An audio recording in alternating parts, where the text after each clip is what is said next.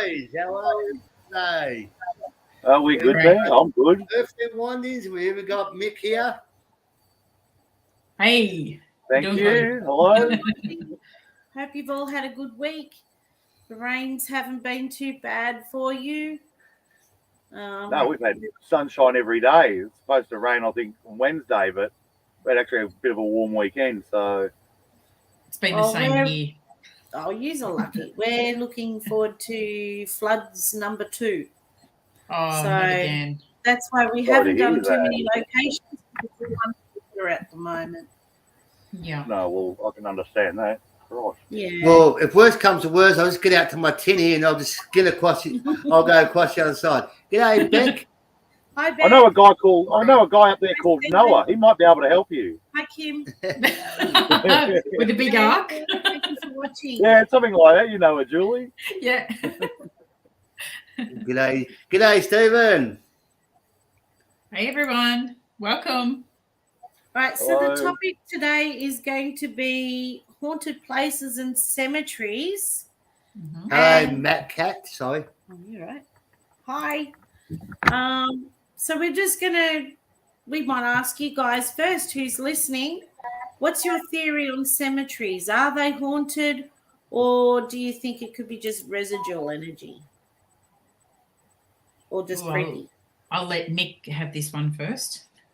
Oh, I was going to pass it on to you.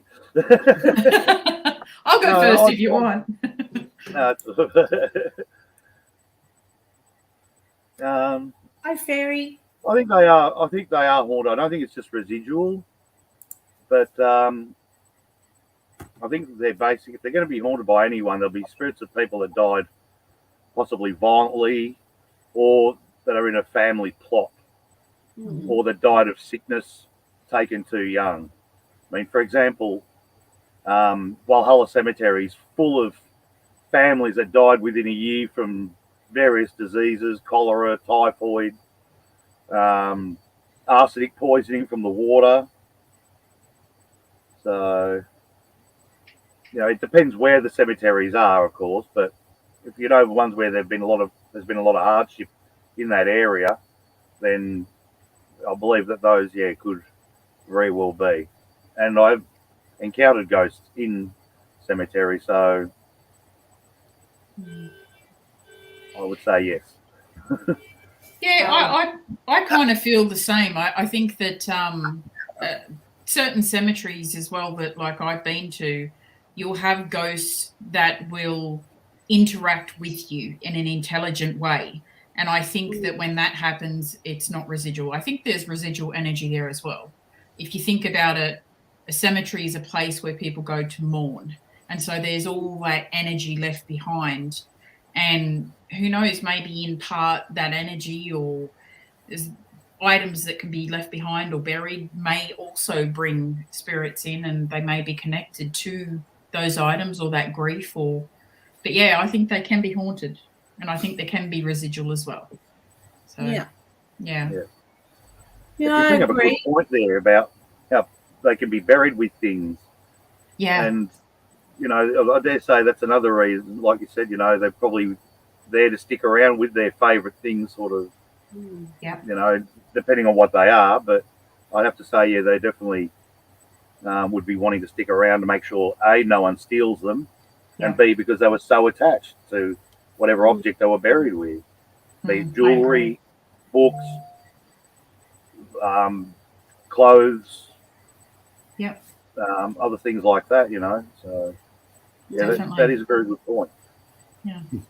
No, I like that point because a lot of the jewelry, it's well known that areas that hold metal in the ground is very known to be haunted. So that makes a lot of sense when you've got people with a lot of jewelry. Yep. Yeah.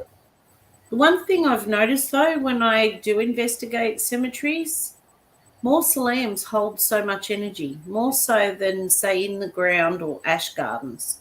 Don't know why, but I've gotten a lot of energy from mausoleums, and it's always 3 words. Stone tape theory. Yeah. Yeah, I thought Because the same they hold. You would think of that. Yep. Great mind. Stone tape theory, you know what? The stone tape theory, for anyone who doesn't know out there, it's basically saying that the surroundings can hold residual energy like a recording. And if you think mausoleums, people go in there and mourn. It's in a small space. It's not in an open space, so you get a lot of that. I mean, if you think of the mausoleum in Barbados in the 1830s to 40s, that was haunted, and the coffins were always moving. And even the governor of Barbados at the time put a seal around the concrete door, only to find a couple of years later, when another family member had to go in, the coffins had all been moved again, but the seal was intact. Wow. Wow. That is great. That is, in the end, they actually took all the coffins out and buried them, like in the ground, instead of leaving them in the mausoleum. That is creepy. I do know a story of a girl that passed away, and a mother had passed away, and they both went into a mausoleum. And, you know, there was mayhem going on, and they thought people were breaking into this mausoleum, and they did everything. They had the police watching it. They couldn't find any reason, but this mausoleum would be open. Things would be knocked over inside. Anyway, one of the priests confided that the girl was actually scared of her own mother when she was alive. And so they took the mother's coffin out of the mausoleum, and there was never any problems again in there. Wow. Whoa. So it makes you wonder. It does, yeah. Yeah.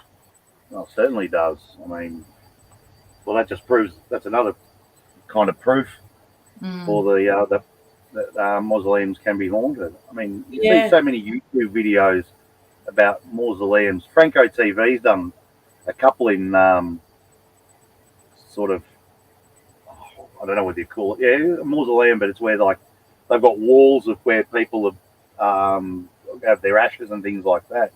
And he's seen some weird stuff in there. So and that's only one YouTube channel I can mention.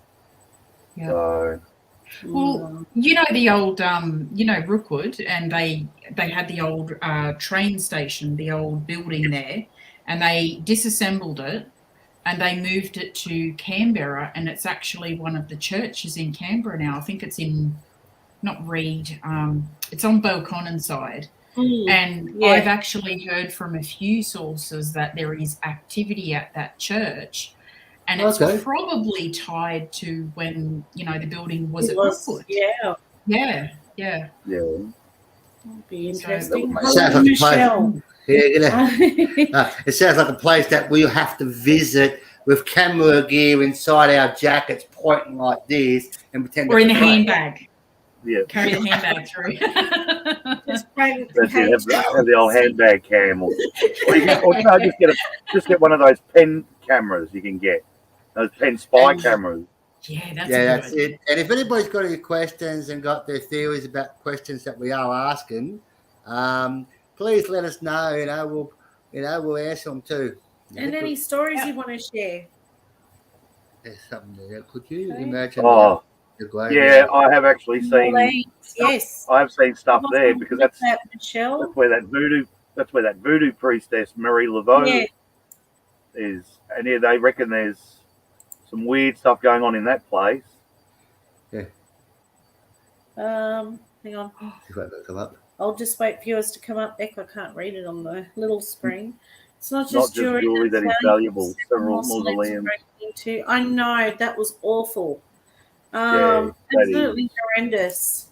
That's ghoulish, virtually. Really ghoulish to do that. Okay, I've got another question about items being haunted and stuff. What do you think about dolls? Like, because you see all these dolls, and I know you got a doll there, Jules. What's your opinion? Like, is all dolls haunted, or they have to be certain ways for them to be haunted? I'll let you take this one, Julie. I actually don't think I have enough information to firmly say that this is what creates a haunted doll and this is what doesn't. I don't think that all of the dolls that are out there that are haunted are haunted. Because there seems to have been a rise in them with YouTube.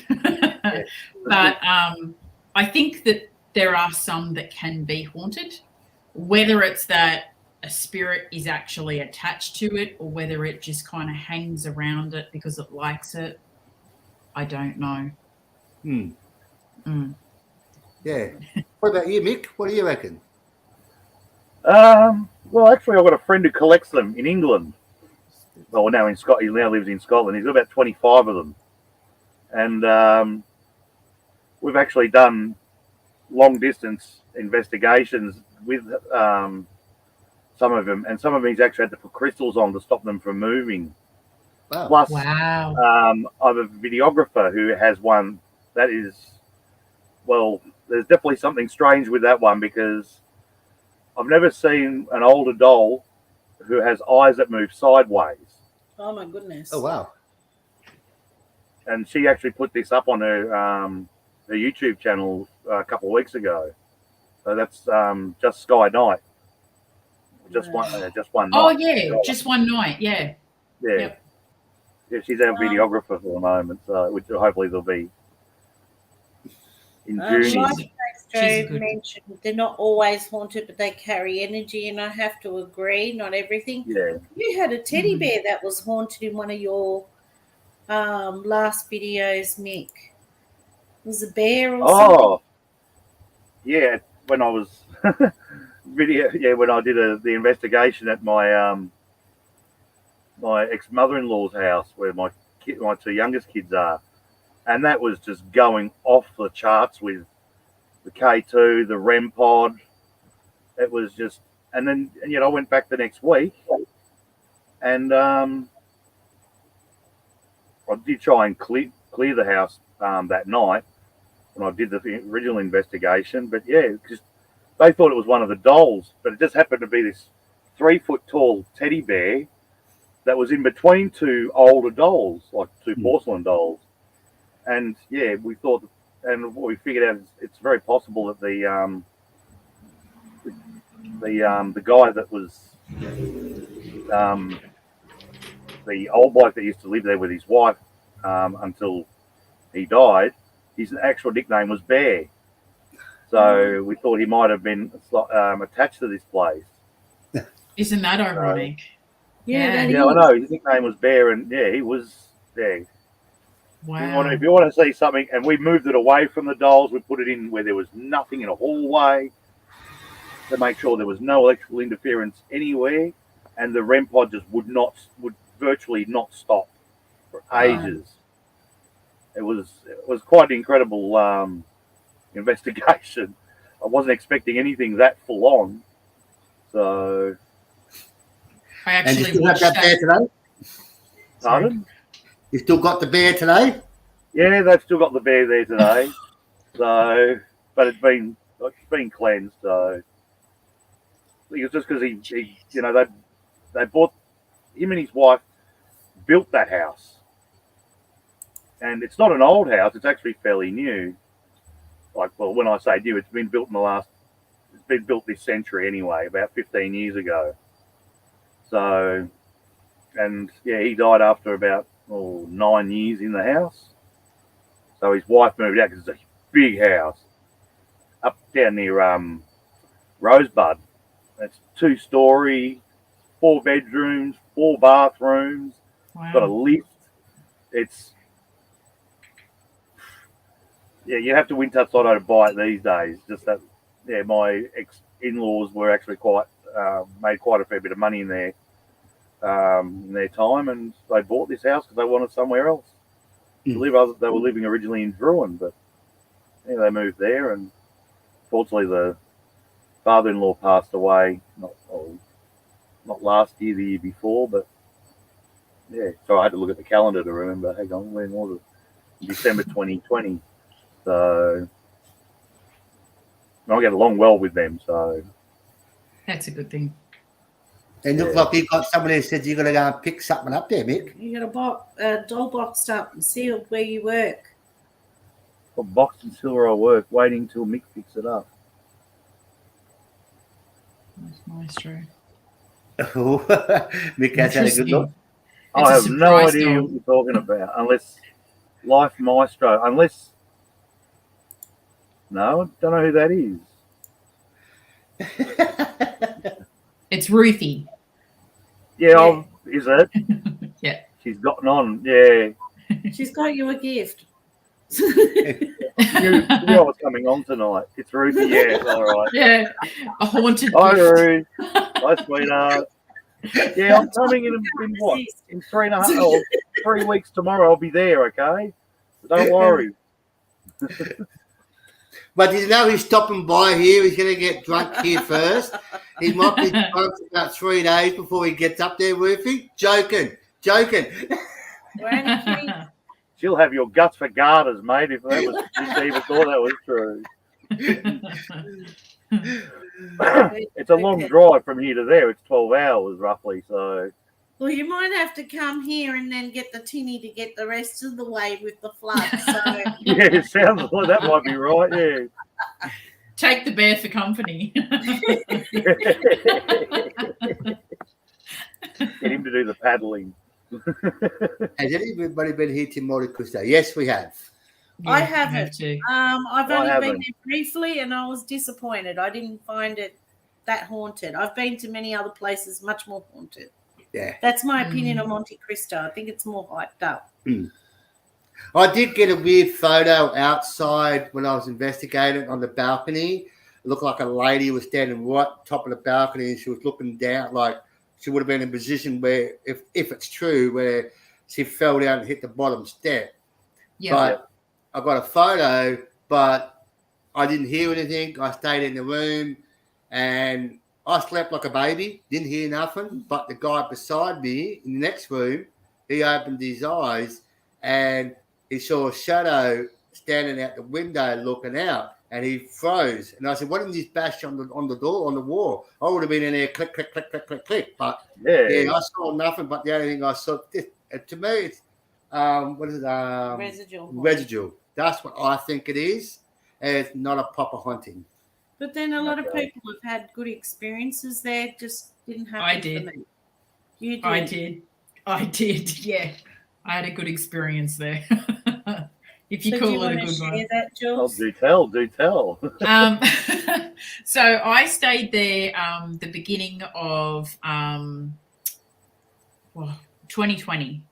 So it was right before COVID stuff, and I'd shaved my head that year for my bucket list, right?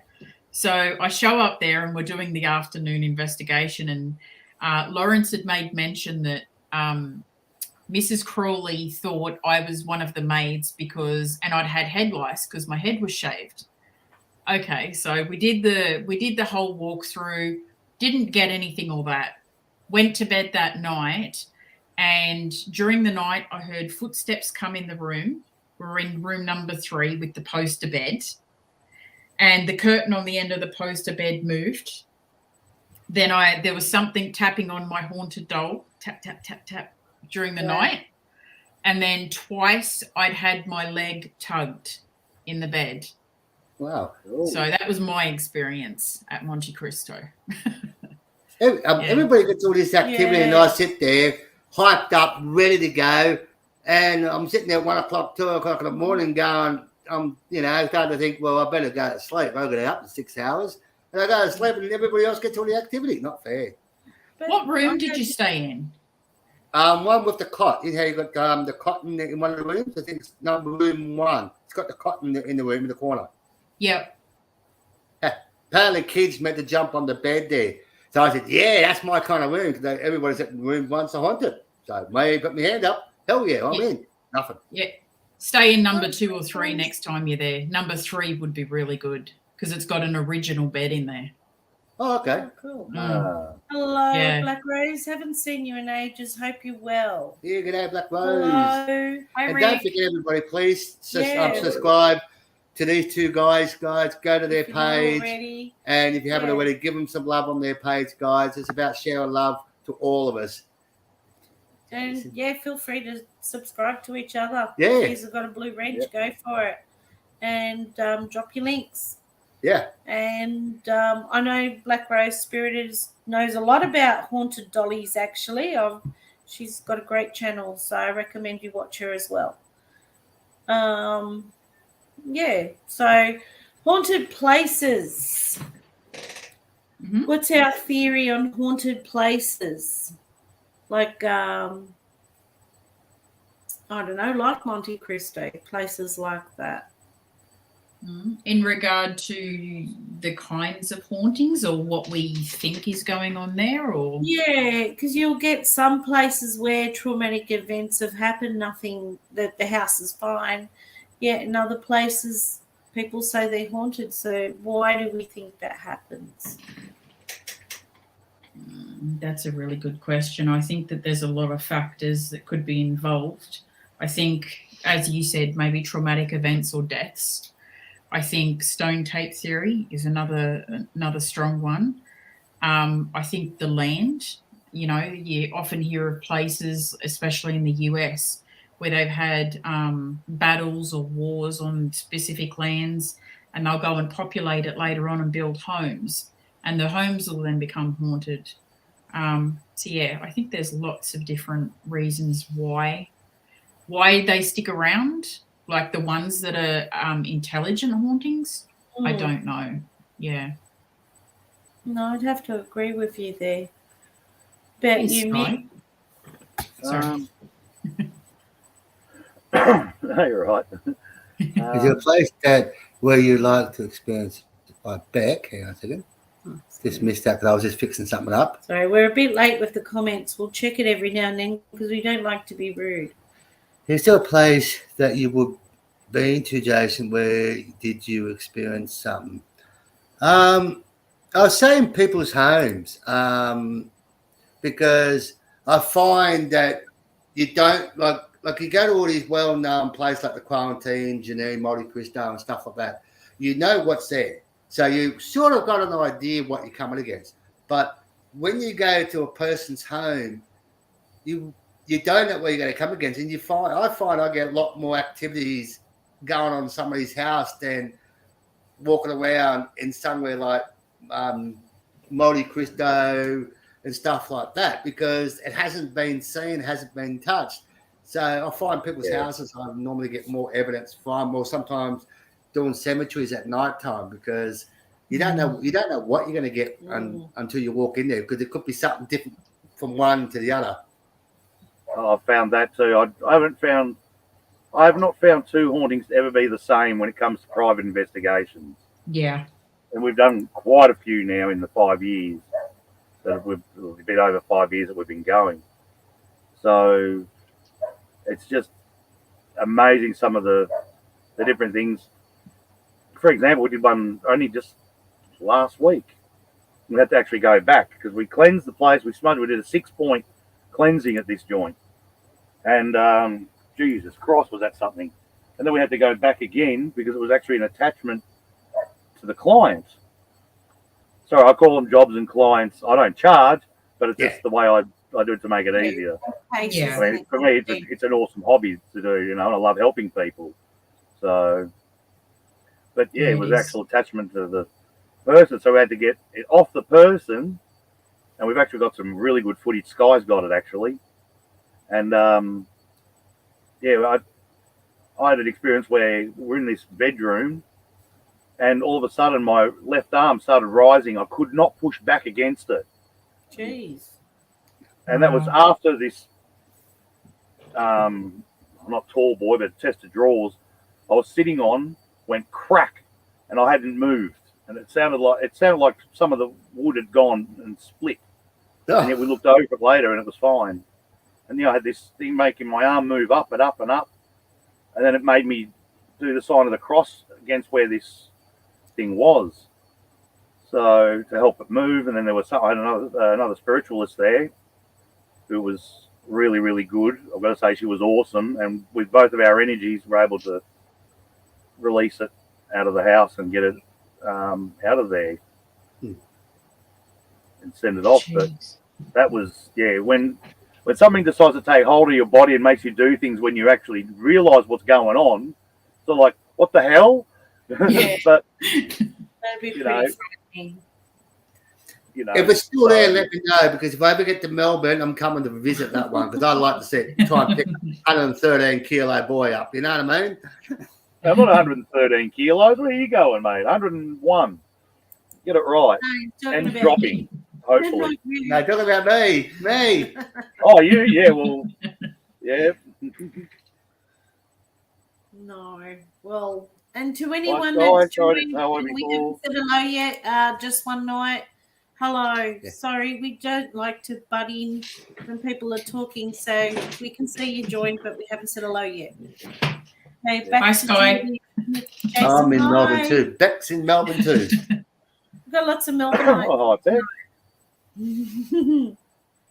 And Good to if any of know. you guys watching want to chip in and give us a theory to talk about, or Yeah. even mention Got a your own question or theory, you're anything? more than welcome. And what you Yep. believe, or Yep. what do you think? And we're happy to talk.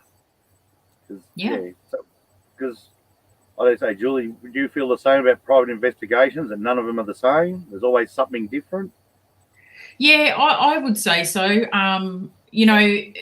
I've done a lot of cemeteries. I haven't done any homes. I haven't had the privilege to do that yet. Hopefully one day. But I've done a lot of cemeteries, and each one that you walk into gives you a different feeling, and you will Yeah. experience something different every time. So yeah, completely agree. I've got to say that with cemeteries too. We've done quite a few local ones around here, and yeah, there's always been something a little different. Yeah, definitely. So Yeah, I still, where you live, Julie, in the snowy mountains, I want to do that Tumbarumba one night, but I know it's going to be creepy because that place gave me the creeps during the day. Count me in. I want to go too. I'll be going past there on the 19th of April. I'm here. Just kidding, I'm not stopping. You're not stopping. I waved you from the highway. Oh, Jay Ward and Arradale. Yeah, I've done Arradale, and I've done the outside of Jay Ward, and I got to Beechworth. Yeah, I want to go there too. You can pass me the details for that. So, but they all sound really good. Jay Ward was weird. I got photos from that place where there's a face in one of the windows, and a couple of the people. Oh, what are shadow people? Okay. All right. Who would like to answer that question? What are shadow people? Yeah, I think the same thing, MCAT. I think sometimes it's a spirit that doesn't have enough energy to go full apparition. But then I think darker energies composes shadow people as well. So I think there's both types. Yeah. What about you guys? Yep, I've stared down a shadow person in the middle of the day at say 1 o'clock in the afternoon, and this thing was like 7 foot high. And I know that the history of the house wasn't very good. The tenants prior to the client for that one. So, and there's a shadow person actually on one of my on the video that Sky has from our last investigation. So, and I think there's usually something a bit strange with them, something off. They're not like your normal apparitions, where it's either residual stone tape theory kind of thing, or a normal intelligent one. It's usually something that's not so good. I think for me, I've only experienced a couple, and sometimes in the place that I did live at, there was a shadow or a darker figure, which I believe was just a human that was on a lower vibration. But in Ueldely Cemetery in South Australia, when I was there, I come face to face with a shadow figure that night, and it was weird because it was like a pitch black, and it was a solid figure, but it would just kind of skirt around the outside of the cemetery watching and just kind of peeking around and stuff. It was really weird the way that it acted in that. So I have no idea what that was. Yeah, This Oh, weekend I'm off to Beechworth. Oh, lucky you. Yeah. Lucky, yeah. Take me. Yeah. I haven't explored in Victoria yet, but I'm hoping to one day soon. Yep. Jason Yeah. Ghost Hunt will be coming to Melbourne soon, and look out. We're going to run amok. I've never been to Victoria. Awesome. Never. Yeah, the one that Sky Knights just talked about, the recent Shadow Man was being fed by the energy of the house, and it was basically attached to the client. So yeah, that was something else. Yeah. But again, they're never quite the same when you're doing private houses. There's always something different. Yeah. Yeah. And it's not like you can walk in and just have clear communication and ask it, what are you and what are you doing here? Because it doesn't work that way. Yeah. No. I've seen a few videos of shadow people. Yeah, we had one at the factory, but he was just a human guy. Yeah, standing right on top looking down on us. But he wasn't threatening in any way. So that's why I think some of them can't manifest to full form. And you had a big shadow person chase you away at the Q station. Yeah, he was standing in front of the quarantine down in the sheds. As I've walked around, there was over 6 foot shadow. I almost walked in. So I took a step back and I looked to my left, and one of my old teammates, he's out of there. He's left me my own. And time I've gone for my camera and got it up, it was gone. I was like, damn, but it startled me because I wasn't expecting to see, a big shadow person standing in front of me. But I'm 5'9", and it was bigger than me, and I wasn't expecting to see that there when I walked around and saw it. Wow. Yeah, well, the one that I saw in private investigation in Newborough, that thing was out of the side of the doorway, and it was right from the top of the doorway to the floor. So I reckon it was about 7 foot, close to 7 foot tall. This thing. Wow. So, yeah. Jules, Just One Night said you can stay with her. Yeah. Yeah. We'll come down and we'll hang out. And July and That'd be good.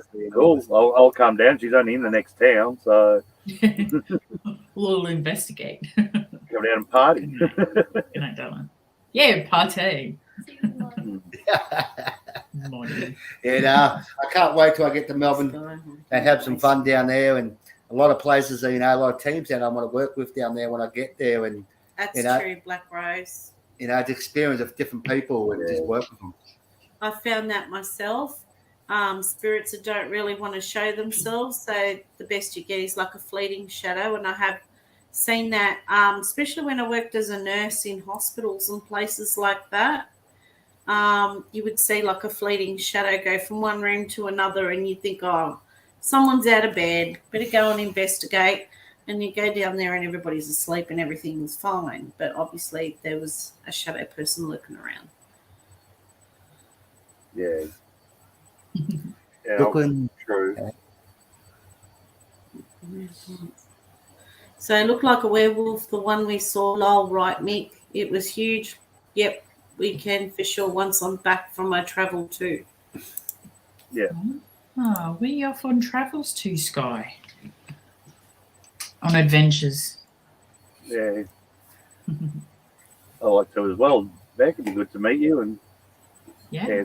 I can believe that. Definitely, Beck, and it'd be great to meet up with you. And love to do it. Yeah, love to do it. I believe in, doesn't matter where we're from, what state we're from, we all travel on holidays. So why can't we all get together as one and work together instead of saying one team's better than the other? There's no such thing as a better team. What makes a team is when we all can work together. Doesn't matter who they are or what they are. We all work together. I've worked with, Julie. We had a ball. We did. Have fun, It's about community and it's just being out there together and working together.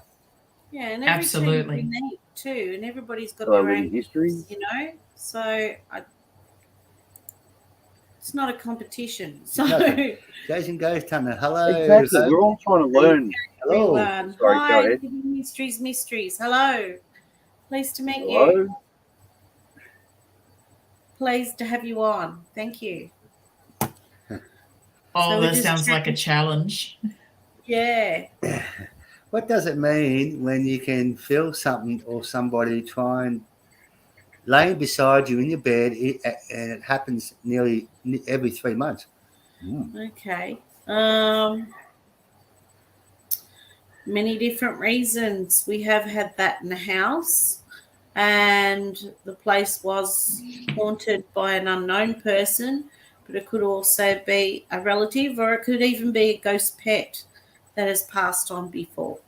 You know, you really have to try and communicate, or get someone to come in and try and communicate to find out what it is. Something else. And working together we should able to understand more. Exactly. Exactly. Pull our resources, pull our information together, and you know, then we can help. We can help more people that way too, because then we know, you know, what to deal with depending on what the situation is. Because someone will have, out of all the groups that are around Australia, you know, we've all must have experienced something, you know, that would pertain to another situation that we might be faced with. Exactly. I do different to you guys. I think Jules learnt how I do my videos and stuff like that. I do it different to how she does it. And it's learning from each other. Like I learnt things from Jules, you know what I mean? And learn from different people. It's always a learning factor when you when you work with another team, because you might go, oh, wow, I like that idea. I might use that myself. And, you know, you take it on board, like be able to work together. But also too, like if I walked into a place and I was doing my first, you know, house investigation or something, and I'd run into an entity that I had no idea, I've never met it before, I could contact one of you guys and say, hey, this is what I'm up against. What can I do? So, yeah. That's right. I'd be so happy if you want to, another paranormal investigator. You know, if you want advice or something, you know, living histories. You do a private house one, a private home investigation. Yeah, I'm more than willing to give you advice, or you know. Thank you. That's what it's about. That's why my YouTube channel has Para Unity on it.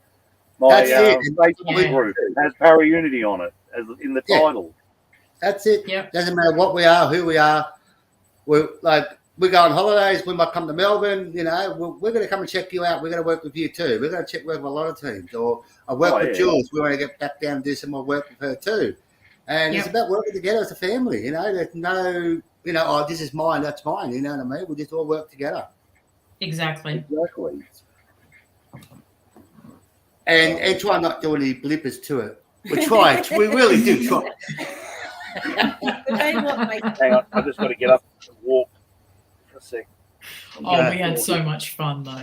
We had a I know it looks like you had a ball too, to be honest. Yeah, we did. I did watch that. I thought, oh, damn, I wish I was there. It sounded like an absolute hoot there. Oh, it was brilliant. And I was going to ask you about that haunted bridge you did a video on. It's like a little harbour bridge. In that place. It's only it's about a half hour, 40 minutes from where I am, and it's easily accessible. I can take you there. Black Rose, I haven't been to Cowra, but that's definitely on my bucket list. Black Rose, so if you go down there and film it, we'd love to watch it. So because that's definitely on my bucket list, but I haven't been there. Have you guys been to Cowra Prisoner War Cemeteries? No, we haven't. I've watched documentaries on it, and it sounds awesome to investigate. Yeah.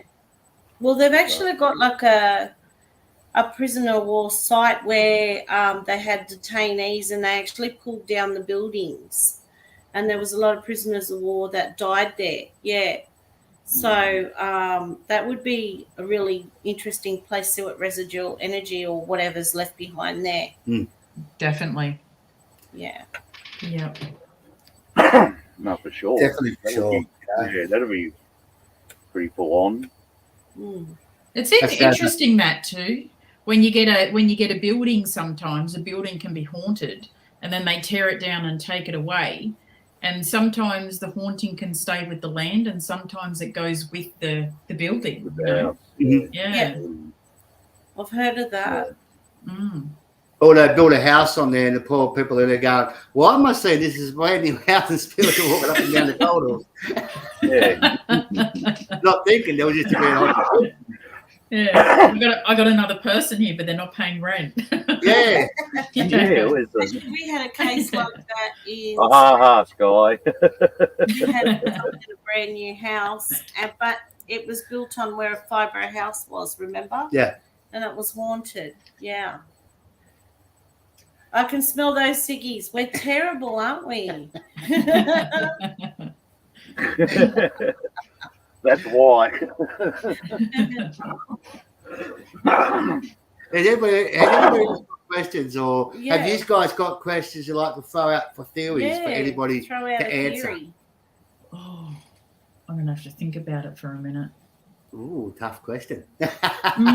See, I always get fascinated, and I mentioned this the other night, and I said, don't think that like I'm a devil worshipper or anything, but I always get fascinated by demons and the darker side of the paranormal because I've never experienced it. Not that I want to, but I'm always fascinated by what other people think of it and their experiences with it.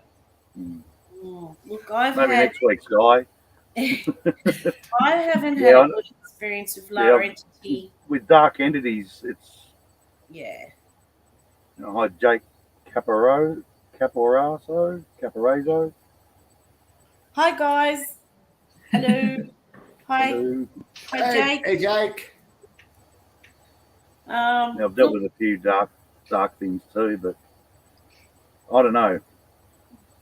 Have you noticed though a lot of the time though, demon or dark entities or demons always seem to happen when it's a family, or especially when there are kids involved. With kids, Yep. I've noticed that. I remember the very first private home investigation we did. My God, we felt like we got thrown in the Ed and Lorraine end of the pool because it was we had one kid wanting to commit suicide. Like a 9-year-old boy goes into his mum's kitchen to grab a knife to slit his own throat because he was sick of the voices. Wow. Oh my gosh. And one of the kids, the other 4-year-old girl, she was 5-year-old, did the drawing, really good drawing, but it looked like an angel except for a couple of really strange things. It had black holes for the mouth and eyes, and it had blood running out of them in the drawing. Yeah. And it was flying. Wow. That would have been creepy. Look, I've been under psychic attack as a kid, and I didn't like it one bit. I was terrified. And my daughter's not here, but she used to get terrorized by that Hat Man thing to the point where we can't have clocks in the house because the first sign it would be around as a ticking clock. Yeah. Look, I think, I don't want to say it, but be careful what you wish for because they mess with your mind. They really do. It's not like in The Exorcist where you have the bed turn around and people vomit pea soup. They really mess with up here and they cause depression and all sorts of mayhem. They're not nice. Yeah. So the less is more. I'd rather just deal with Casper. Yeah, me too. From what I hear. Any day. G'day, Barbara. Hi, Barbara. Hey, Barbara. But you know what? Like, it's normal to feel curious. The top of the screen. Okay, what are thoughts on provocation and religious disrespect on investigations? I'm so disappointed when I see. Look, I respect everybody's beliefs. I don't believe in religious disrespect. That really upsets me also because, you know, we respect people's beliefs, alive or dead, whatever beliefs they have. With provocation, I've done a bit of it, but not disrespectfully so. I might go to a place like we did at the Shepherd's Hill in Newcastle, where it was known as a gunnery, and they were out there. It was waiting for enemy ships, and so I kind of made out that there was enemy ships in the water just to hear what would come through the ghost box. Or when we did the police museum and I got Jason to put on a hat and act like Sergeant Jason because we wanted a response. And you do see here in our videos, we always say we are here in respect. You know what I mean? We always say that. But a bit of role play is always fun, but it's not like we call them names or anything like that. No. Yeah. I don't believe in that. Yeah, I don't use provocation or any religious kind of, disrespect or anything. I've had experience where spirits use my voice to tell their story and looking to cross over. Yeah, look, I've heard of them being mimicked too. That's one thing. When people say that there's a ghost child in the house, I'm instantly suspicious because most children, I believe, are innocent. So when they do pass, they instantly go to God. Unless they're lost, they don't know they've passed. Yeah. So I find a lot of darker entities will impersonate children's spirits. So you think it's just a child in your house and then you let it stay, and that's when you've got problems. Yeah, that's an imposter or deceiver, as we call it in our team, because you know that they think, nah, you're not doing things that a child would normally do. Once they cross that line of innocence and start acting out in different ways, it's a dark entity or it's demonic or Yeah. I don't know.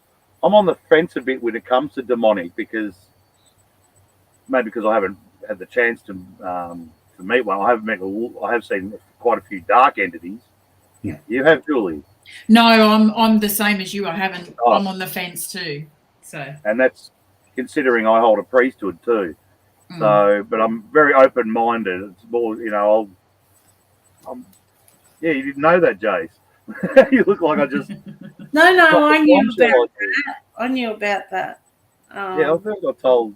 Yeah, I told you. Last time. But I'd use whatever I can. Yes, I know about Evie. I've seen Evie too, and she's a child ghost. At Black Ned's Bay in Swansea, and yeah, she's a child ghost. That she's definitely a child. She's nothing dangerous, but yeah, it's the demon thing. But dark entities, they sure are, and they can get into your head literally as well as figuratively, because I've had to pull one out, and that was very, very scary to do because you're trying to undo this thing that had its hooks in this person's brain, and you're trying not to damage anything. You're trying to do it.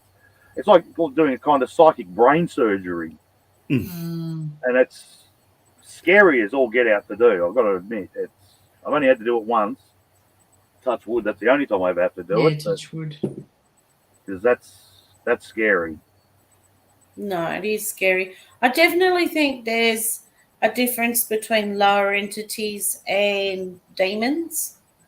Like the real kind, I think the ones that mess with your mind, the lower entities like to scare you. Like they're the ones that'll growl and make you think that there's a demon around. But they're usually just lower entities, and they're just people that were usually not very nice in real life, and they remain to be not very nice in the afterlife. That's like just Mr. Wiseman, Wiseman's Ferry Hotel. Yeah, the Wiseman one, yeah. I'm sure he had a Strepsil or two afterwards. By the way, I found him yelling at me all day, the rest of the night, and I didn't care. He just kept coming. And if you watch the Wiseman episode, should have packed the earplugs, mate. I'm guarantee you, he was screaming.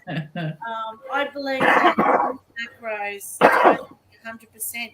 You know, the funny thing is about the Wiseman's Ferry, we love feedback. And we had a historian come to Jason's work. Well, he happened to be at work and there was a historian there, and she actually watched it. And when she saw Jason, she says, look, I watched that and I researched the Wiseman's Ferry and the case behind it. And she said everything that came through on that necrophonic was 100%. That's exactly what happened. So everything those convicts were saying was exactly what she had researched and found out. So that was really interesting. By research. So, That's awesome. yeah, I love feedback like that because it is a phone app, and then we get debates on, is it real, is it not real?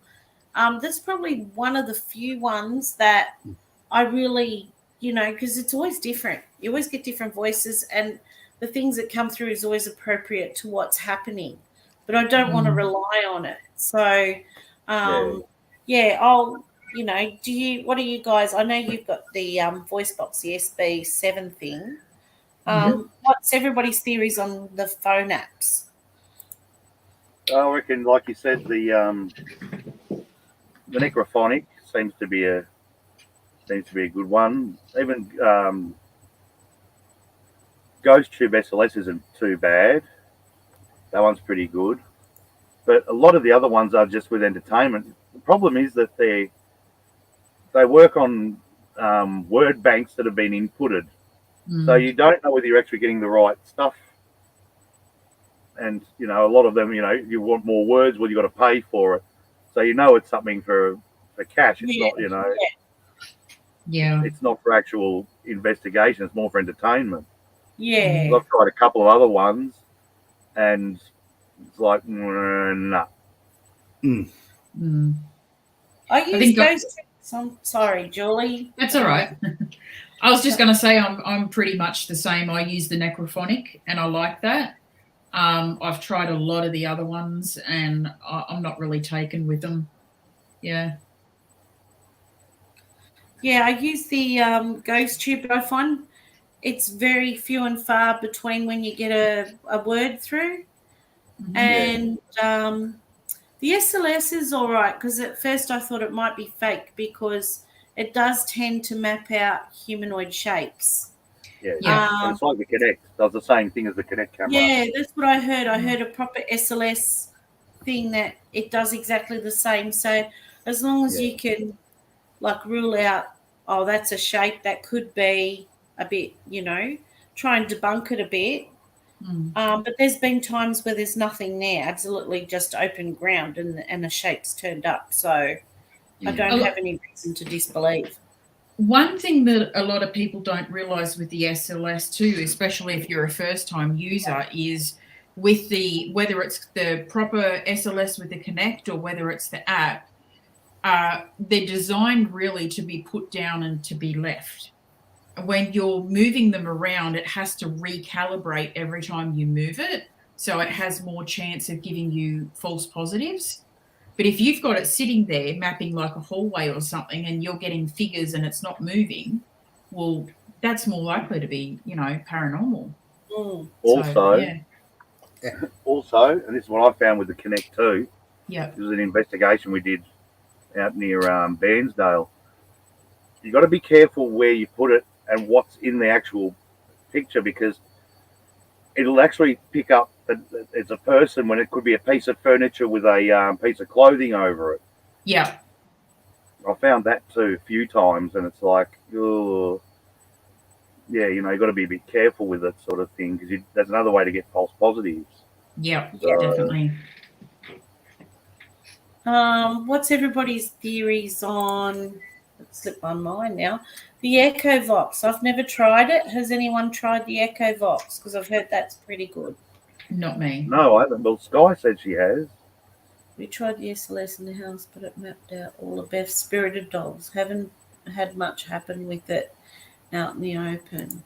Yeah, look, I find it can get furniture, black rose, and larger tombstones too. It'll say there's something there.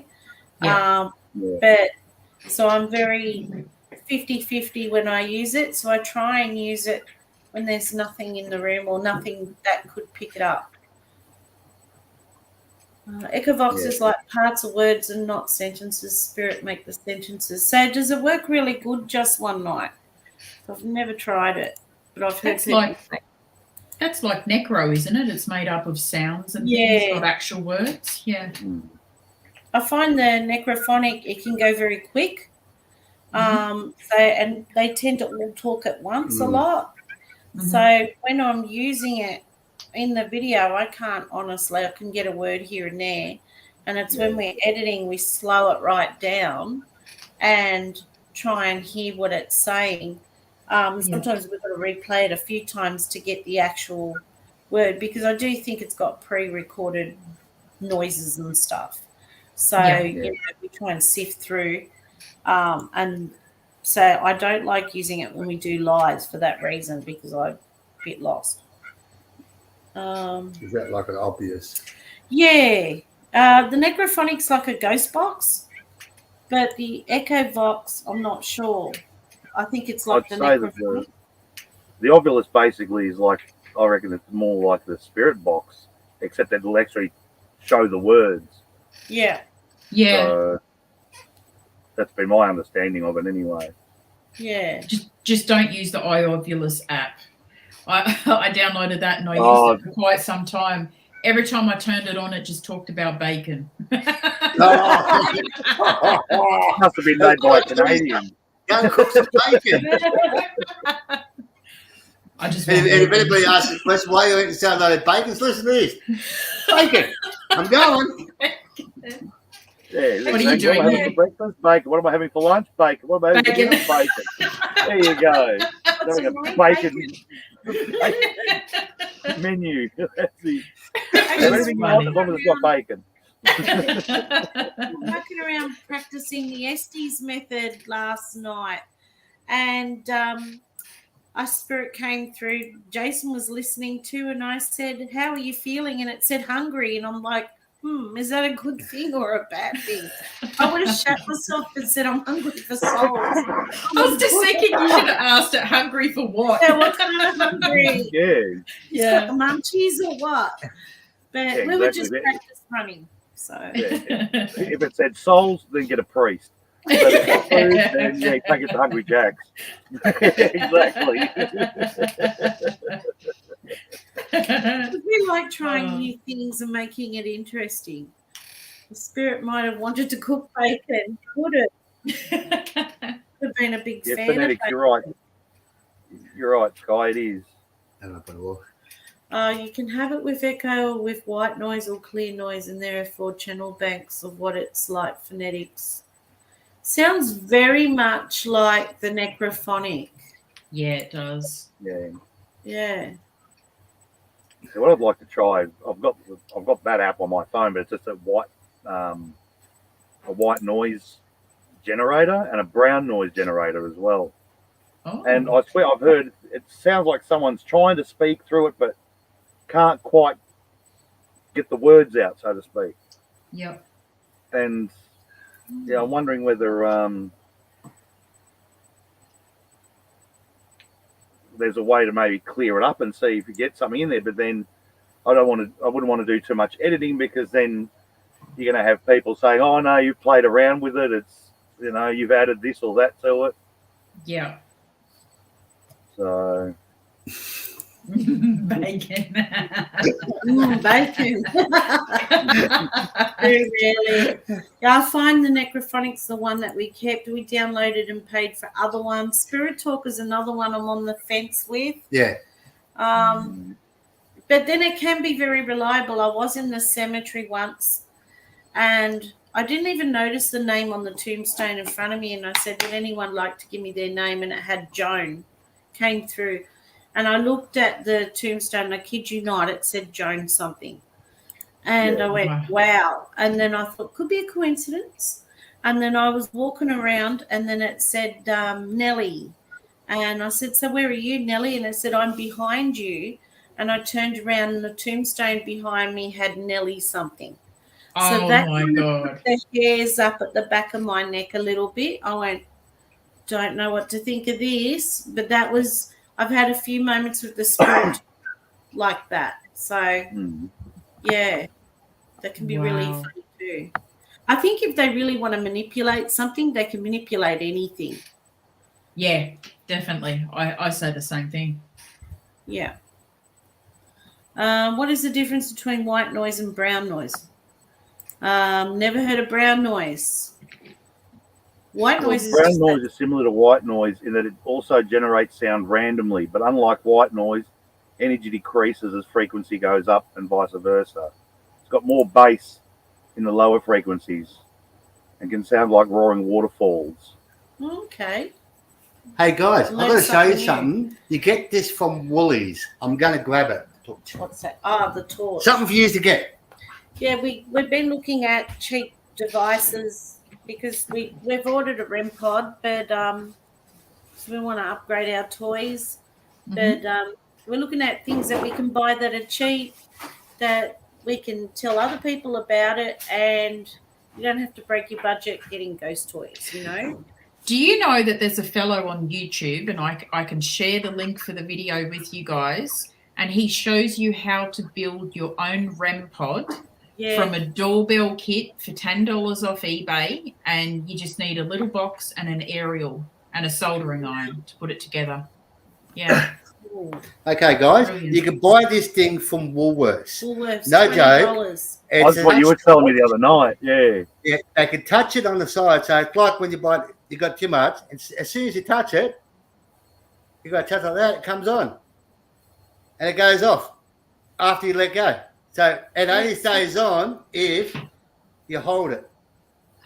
See? Oh, so if they touch it, will it stay on? Yeah. Exactly right. So it's a new Oh. experiment to see from Woolies, $20. Jeez, that's pretty good. A touch torch. Mm-hmm. We thought we'd just try it out. Yeah. Because we don't always have a lot of money to buy new toys. And they either like the cat balls or they don't. Yeah. What is pink and Yeah, the brown? cat ball is a bit hit and miss. Yeah, there's white, pink, and brown noise. Okay. White, pink. I've never heard of pink noise. Pink and white noise are at the higher end of the frequency, whereas brown noise at the lower end of the sound spectrum. So Okay. I'm learning something new. yeah. I'm a medium. Medium. See, they say white noise can help you get to sleep, but brown noise can actually help you with concentration. Beck, I'm... I don't know how, because if I hear static, it drives me insane. Either way, so I like rain noises. It helps me sleep, Yeah. but I can't stand like a TV on, like No. I call it the ants channel. yeah. Yeah, Beck said she's a medium, so she just talks to them herself.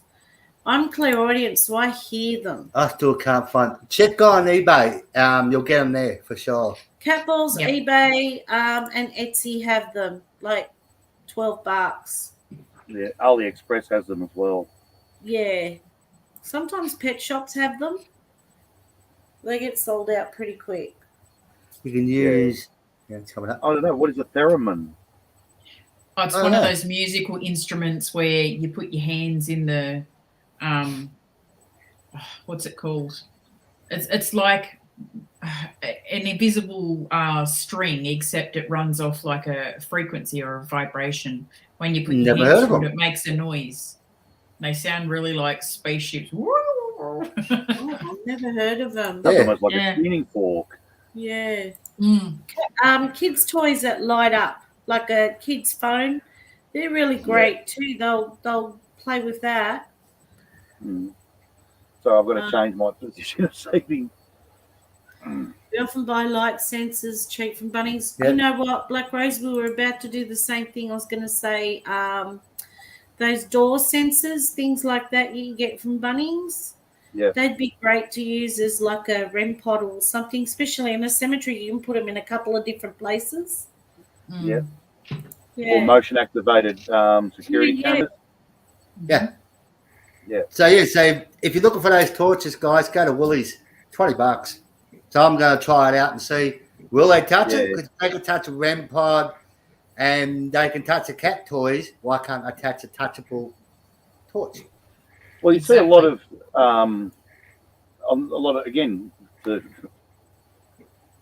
a lot of YouTube channels that show them using torches, and and they're just the normal press button ones, and yeah, they seem to work, but the one you bought sounds like it'll be a lot more sensitive.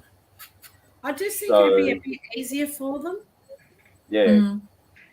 And it would also be less. It would also be less likely to give negatives, less negatives. Like with the ones where you screw the cap off and just leave it touching a little bit. Sometimes there can be enough connection there; it'll automatically go on and off.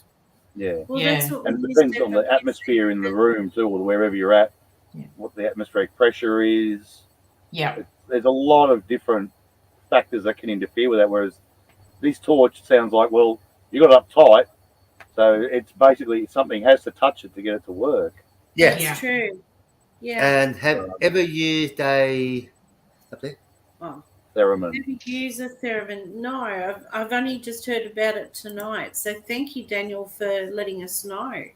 Yeah. I'll be curious where you get one of them from, the hell.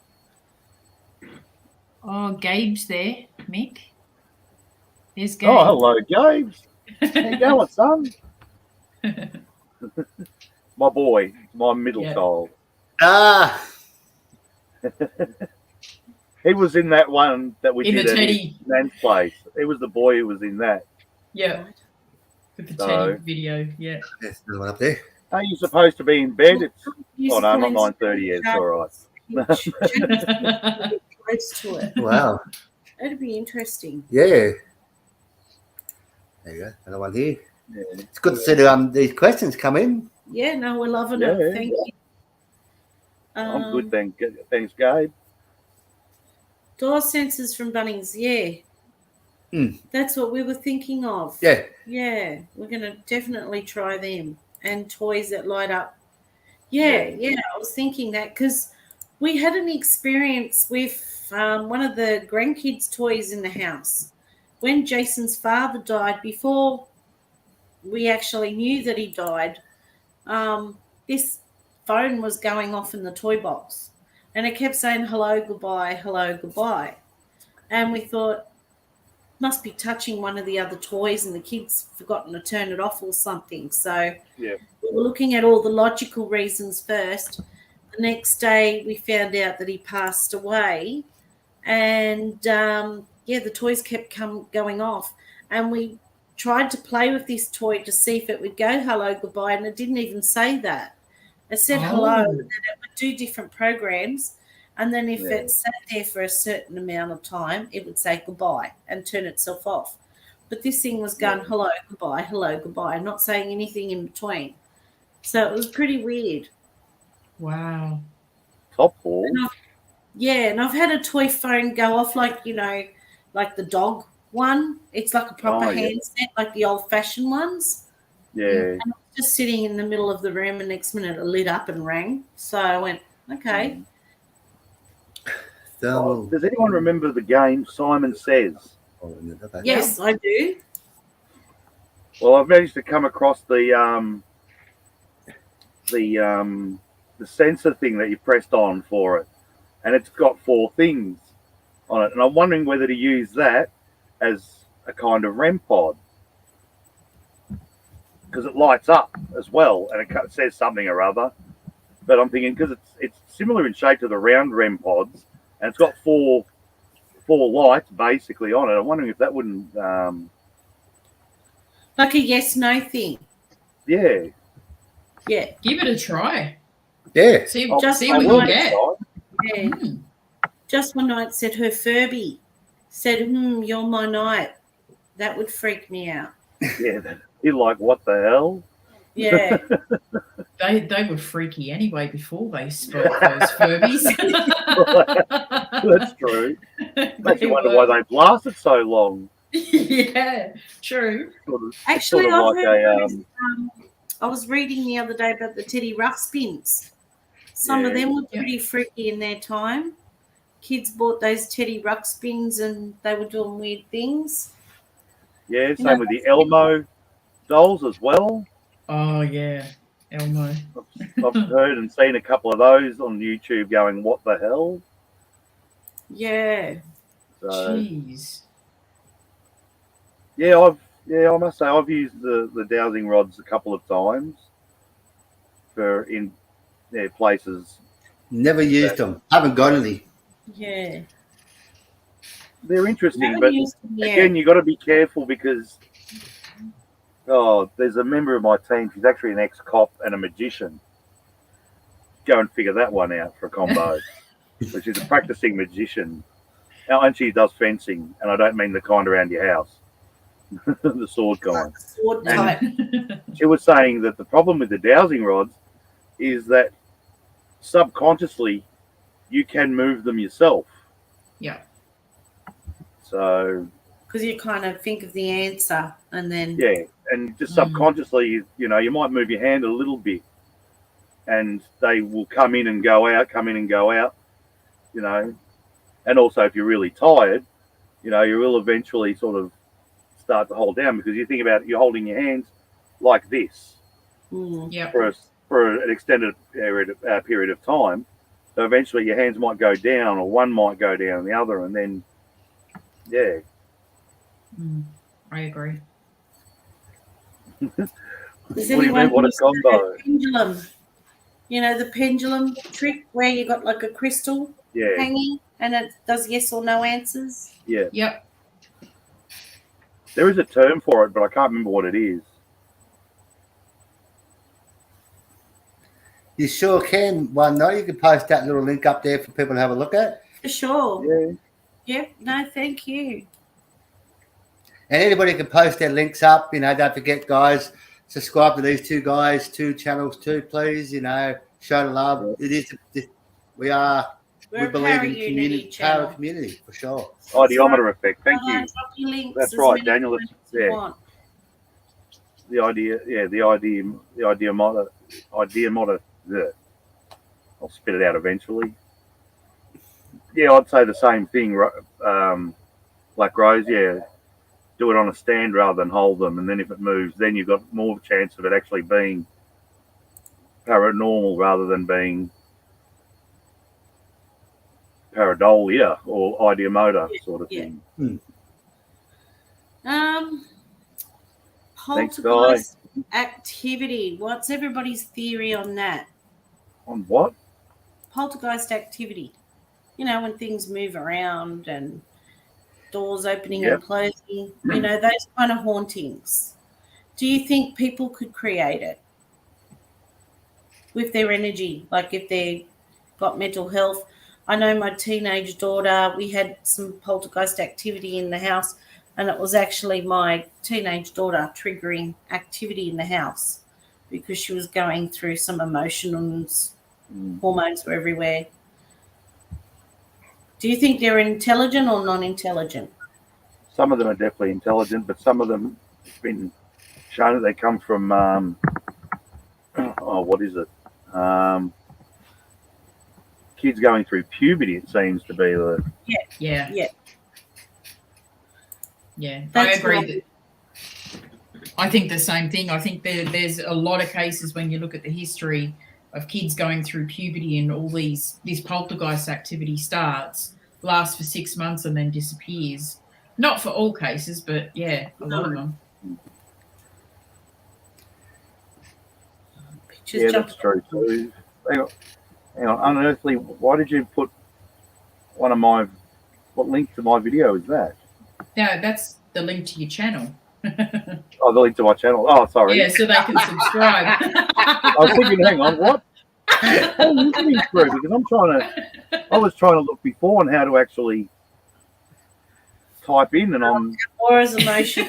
Yes, do believe that the human mind can do so many different things. true. But I was just curious. Coming up next, and there's another one straight after it. I don't believe in Psychokinetic. Fair enough. Yeah. Possible. Yeah. Coming up now.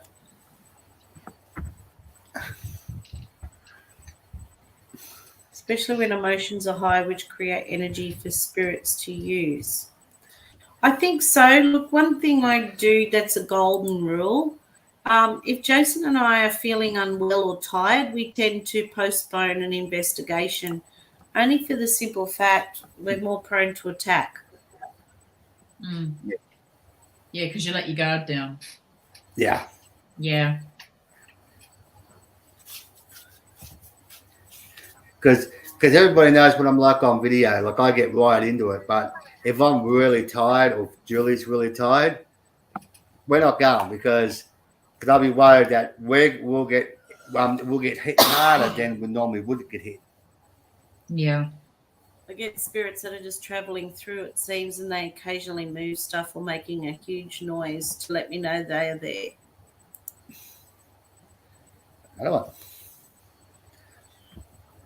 Wow, okay. It's a bit of a delay. Sometimes it takes about a minute.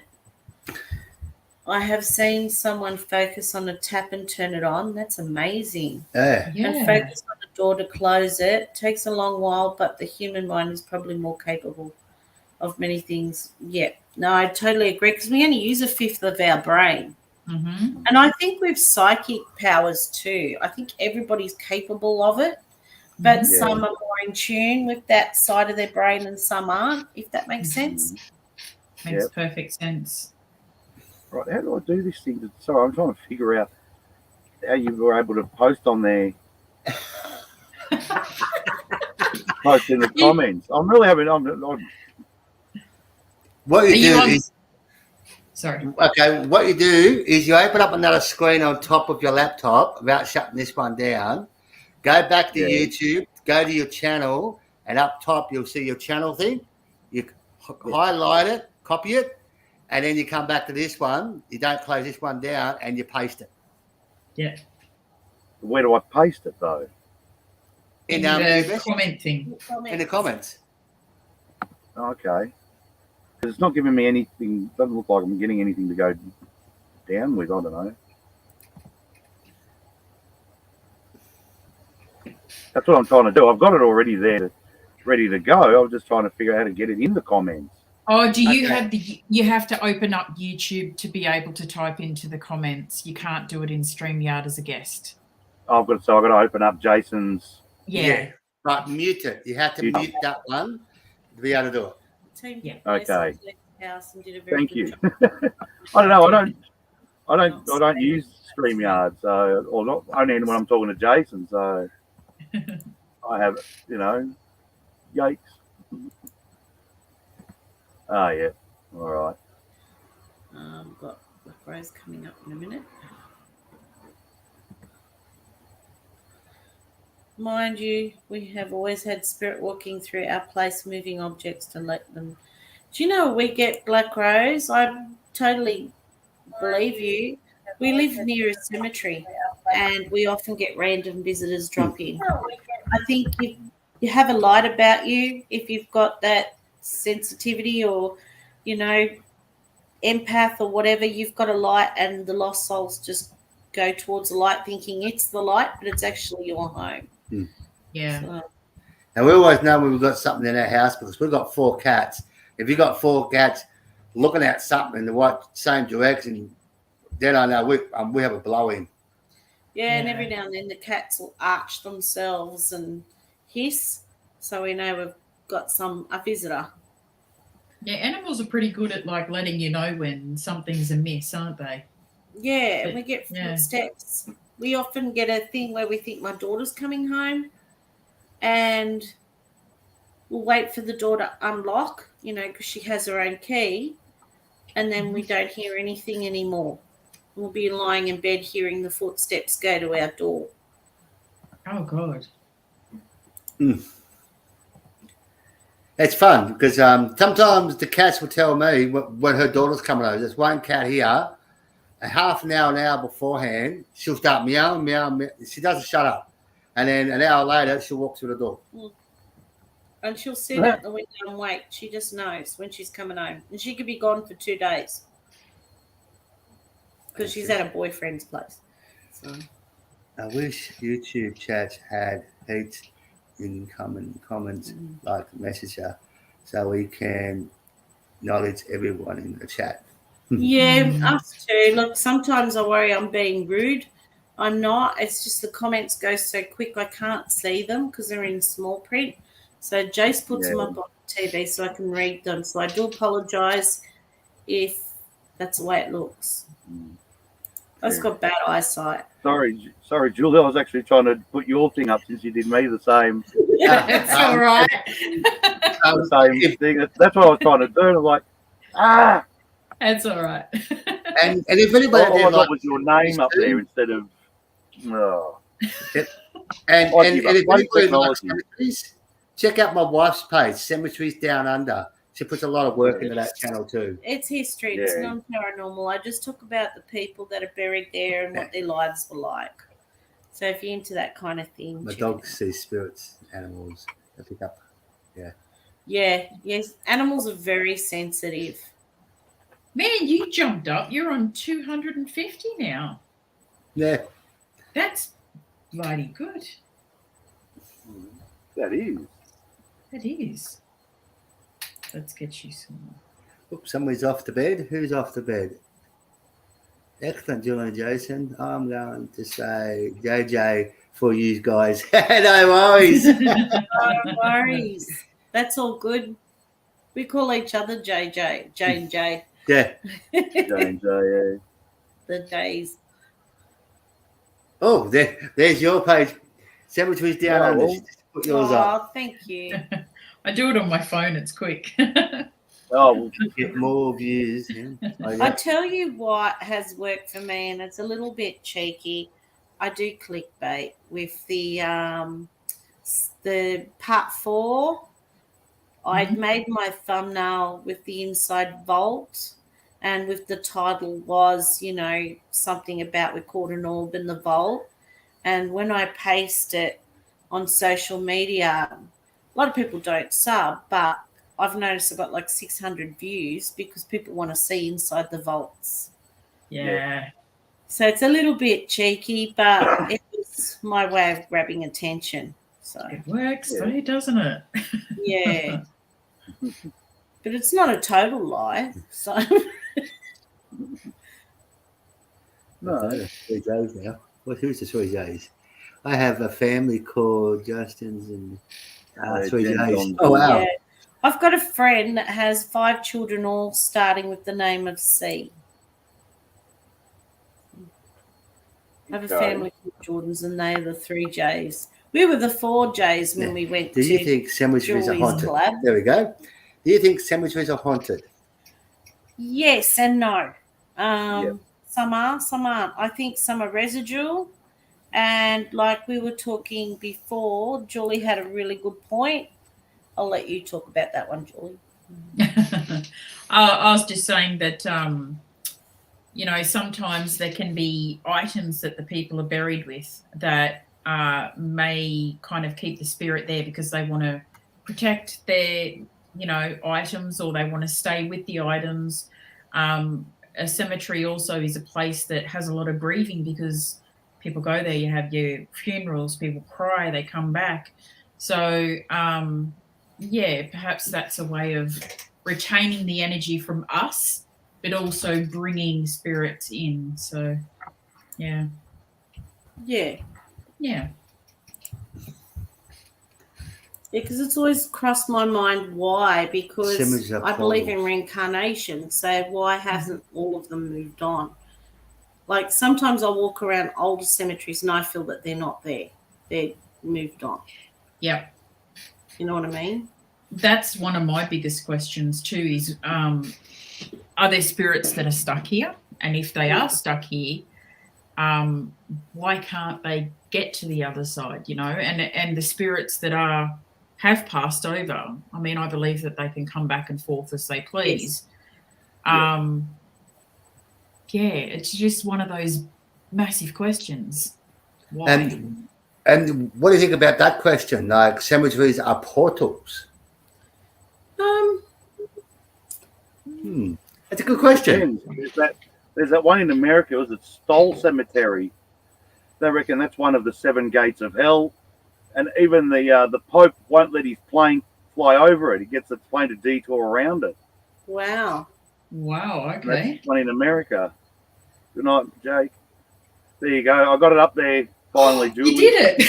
Right. You bloody worked it out. Look, I do.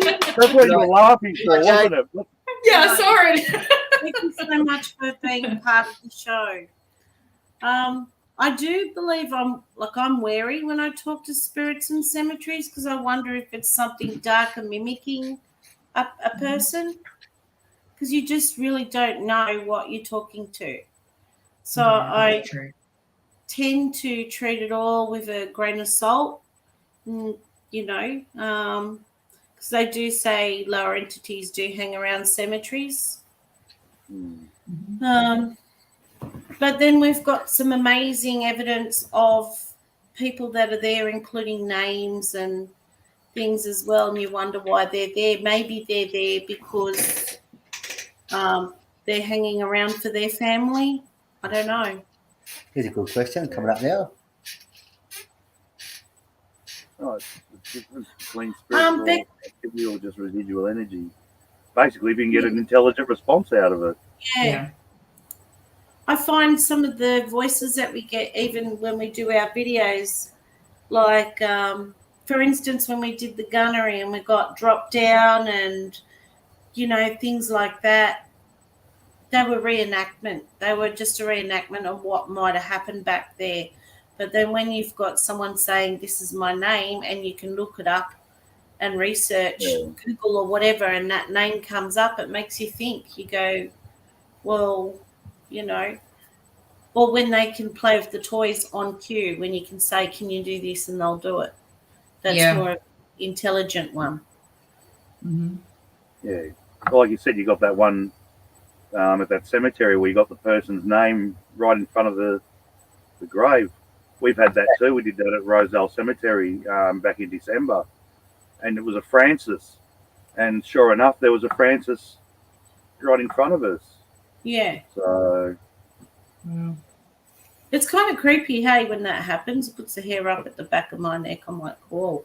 It's creepy, but at the same time, it's cool because you're like, wow, I just caught that. Do you know what I mean? Yeah. I get so excited. The corroboration. Me too. Yeah. It's like adrenaline rush. I love it. I do Me too. too. Yeah. Me too. It's awesome when you get that sort of corroboration. It's like, cool. Yeah. So you are for real. Yeah. Yeah. Some people are into adrenaline sports. Mine is walking through the cemetery. That's about as active as I'm going. Me, running in old hospitals, buildings, anything that looks really creepy, I'm in it. I'll run straight into them. Yeah. I wish we had more places like that here. We do in Sydney. We've got to pay for them. We've gotten a few yeses, but it's a matter of a bit of money at the moment. Yeah. So do you think that original energy is coming up for you? I can't read it. Is impossible. Yeah, pretty much. It's like a tape recording to me, residual energy. Yeah. But they're just doing things over and over and over again, what they were doing at that time. So it's just like an imprint left behind. Yeah. But when they do stuff outside and you go, hang on a second, that's not, and especially when they said when we did the brickwork, tell that blonde lady, it's like, hang on a second, and that follow through with some words, that's directed at you, so you can tell the difference. Yeah.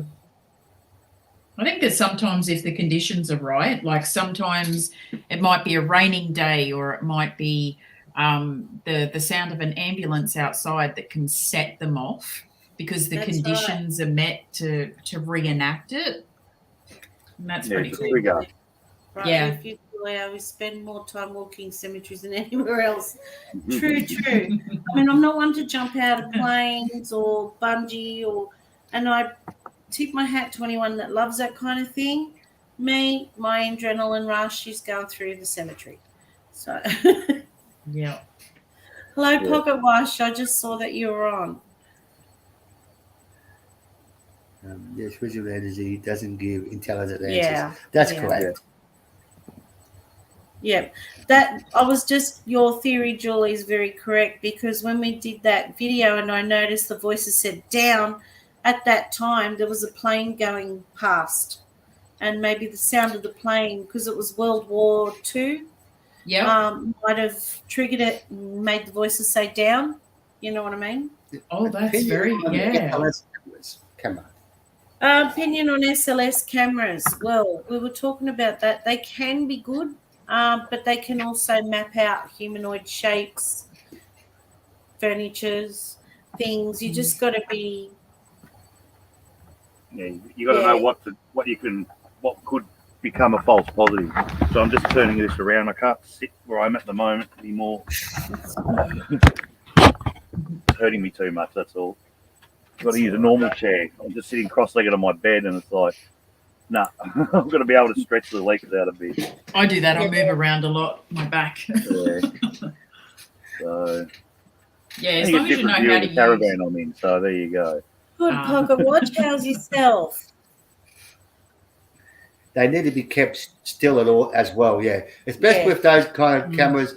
You got to sit them down or on a bench somewhere, so you're not hanging on to it, and just let it rip. Because if you hang on to it, as you said, Jules, you got to, when you're moving around like this, it doesn't give a chance to it. It's got to keep focus. So you can pick up that you thought might be, but if you have it still at all times, you got to move it, put it down, wait a couple of seconds, and then look again. Yeah, exactly. Yeah. Okay, another theory. I believe in orbs. Does everybody believe in orbs? Do you believe that's spirit activity, or do you think that's just dust? It can be insects too. Yeah, it could be insects too. What I find fascinating are the non-white orbs. Yes. They're the ones I find absolutely fascinating. I've seen orbs with the naked eye. It's been quite a while, though. They don't come out that often, to me anyway. But, yeah. I have seen one or two. It's funny because I'm on the fence about orbs myself, and I have been for a while. But there is one orb experience I had, and it was just after I got my haunted doll. And I had her in the lounge room with all the lights off, and I just had my camera recording, and I got this one very bright blue orb, and it was just kind of floating toward me, and it was when I was asking her to show herself, and I've never been able to explain it. So that's a confirmation there, I think. Yeah, definitely. You can tell it all. And blue's supposed to be good energy. Yeah. They say blue's supposed to be like almost angelic energy. So she must be a good spirit. Yep. And that last video I posted from Julie's one, when the orb shot up past the grave of Granny Smith. I know for a fact there was no insects there because I was watching the camera and looking at that grave, and I saw no insects or nothing on it. And just the way it moved, how quick it was moving, and an angle, there's just no way that was an insect. So, is it or isn't it? You know what I mean? It's very hard to be able to say, okay. Yeah. You know what I mean? And I had to slow that down because that's how fast that was moving. It just went really quick.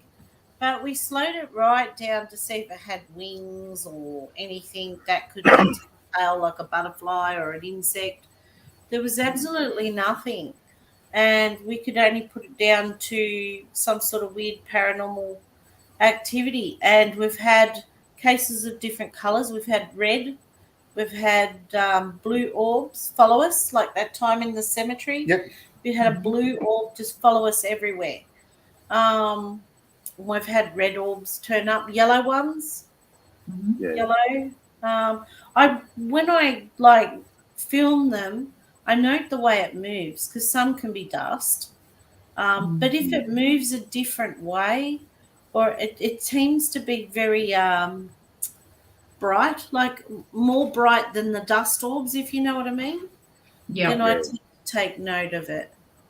You know, the ones that fascinate me is when you're sitting down and you're watching a paranormal group out somewhere, and all of a sudden someone will be like, oh, something just touched me, and you see this bright orb floating away, Yes. That fascinates me. Yeah, that happened to me in Emu Plains Cemetery. I felt like I got scratched on the arm, and as I gone like this, you could see this orb shoot away from me. Wow. Yeah, it was all probably telling me to bugger off. So Probably get out of here. as they do. So I'm also into UFO stuff. That's cool. into UFOs. I've had UFOs experience. nice. Would anyone like to share their UFO experiences? You can. Oh, I've had a few freaky ones, but it was when I was into Wicca, like right into Wicca, I had a lot of UFO experiences. No, Wonder if I that's remember connected. seeing one in Don't know, seeing but I one stopped in doing it. WA. It scared me too much. I had literally one chase me down the road, and no, I Oh wasn't. God. And I was not seeing things. I was on a back road because I always like to take shortcuts home. And this thing I saw in the distance, the hospital nearby had like a helicopter. And I thought, oh, it's just a helicopter. And then I just kept driving. And then I looked on the side and it was shaped like a shuttle, but it had synchronized blue, red lights. It was kind of like almost like, wasn't a copper. It was like, had all these like 20 or 30 lights on it. And Yep. it chased me up the road. I floored it. I didn't care if the police pulled me over. I would have been happy to see someone because I was the only one on that road. As soon as I got to a main road where there was other cars, it disappeared. It was really weird. Wow. And then the last time was I actually had my ex-boss with me, and we were in our backyard, and I saw something in the distance, and it was like a circular orange light, and it came swooping over the palm trees over in the neighborhood backyard. And then when it came closer, it was like rectangle shaped, and it had 3 circular orange lights, and it made like a whirring noise. So we ran inside and shut the door and the curtains. Not that that's going to help me much if I'm going to anal probe, but If they're going to come, they're going to come. I just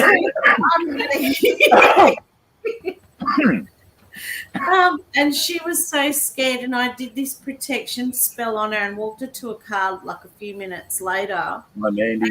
We couldn't see it anymore, but we could smell like sulfur in the air. It smelled like all these matches had been struck, and you could hear it still going woo, real sound, like weird sound. But after that, I packed my altar and everything away, and I went, it is not for me. It's just too much. Well, the UFO, I think the best one I've ever seen when I lived in Kings Park, New South Wales. I was in my backyard, big function on, and I looked at the front, and I could see this object coming across. It's fairly high, but what caught my attention is seeing a 747 going like this, turning on the angle and pulling off sharp to get away from the object. Wow. And I'm looking and going, what the? So I got my video camera out, and I'm trying to fully charged video camera. I caught footage of it for about 5 minutes, and it just killed me battery.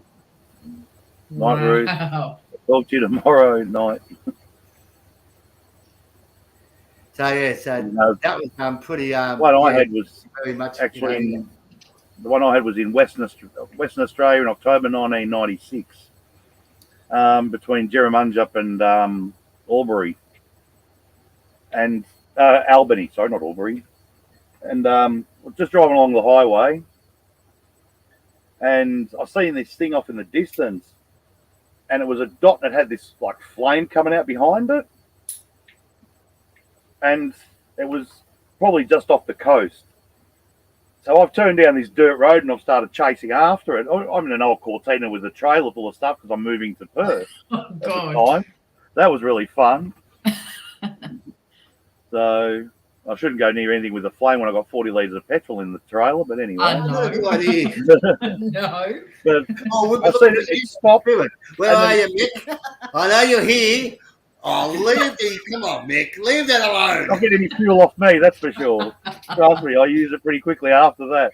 But I needed it though.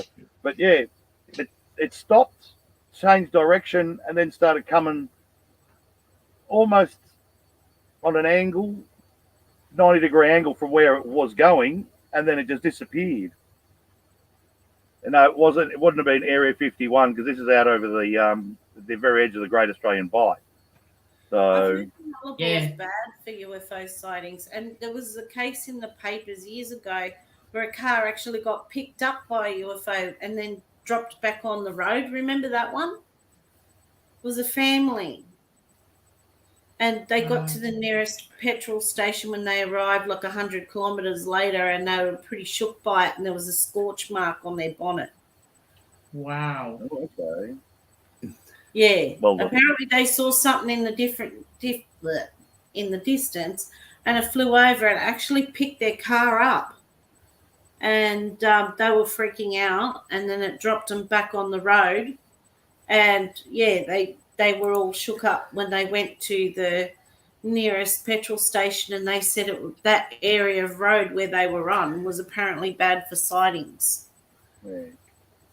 Well, that day that I saw that one, supposedly the night before that night, they'd actually seen they had a lot of UFO activity around the Nullarbor Plain. So it's sort of like, okay.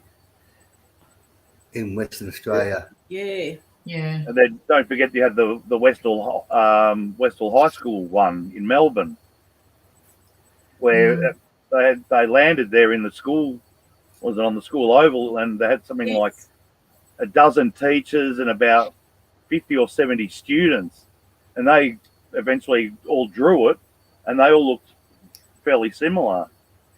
So it was I think it was at least 70 students. Might have been more. Yeah, I remember reading about that.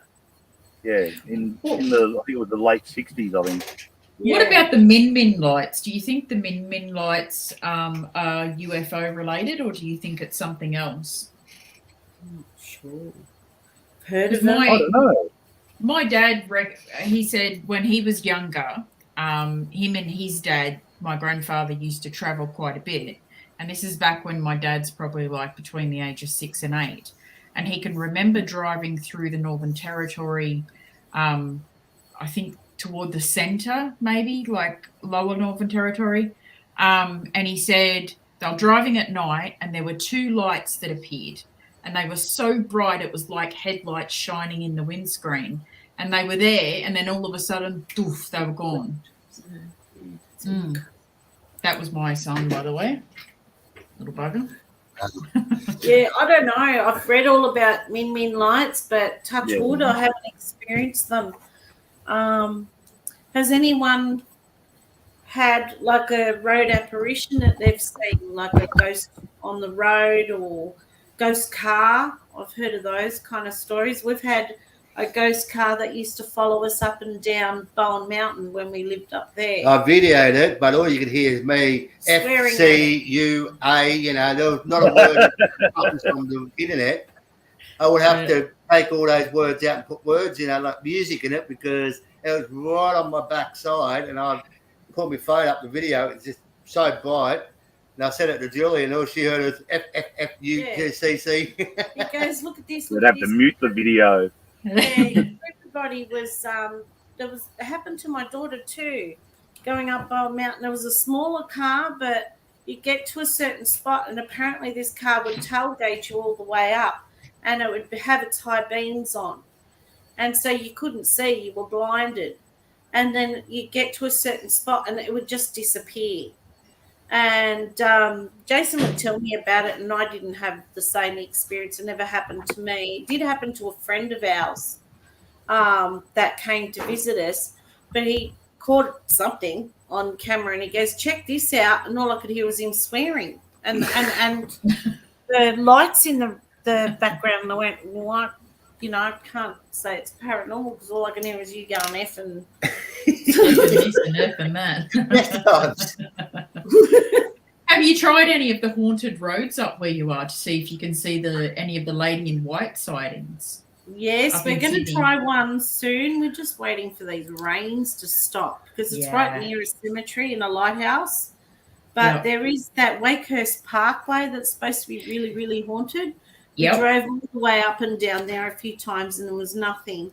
But the theory is you have to be alone. So what I'm going to have to do is get like a dash cam Yeah. and get Jason to hop in and be the victim and drive up and down, because apparently it's a girl or a nun that hops in and tries to make you have an accident. Yeah. Okay. Yeah, No, that's I don't know. a huge, hairy guy in the road towards driving. Wow. Done killed. Until the whole gap. Oh, out in the Grampian. That would have been freaky. There's another one here. I've heard Bacchus Marsh down in Victoria's got some weird things happening down there. I saw a spirit under the protection window once. Funnily enough, you get a lot of suicides down around there. Wow. Yeah, it would have been. I'll be right back. Okay. You're right, doll. My dad. And I'm going after you. My dad-in-law was a truck driver. Between Ballarat and Geelong. Wow. Yeah.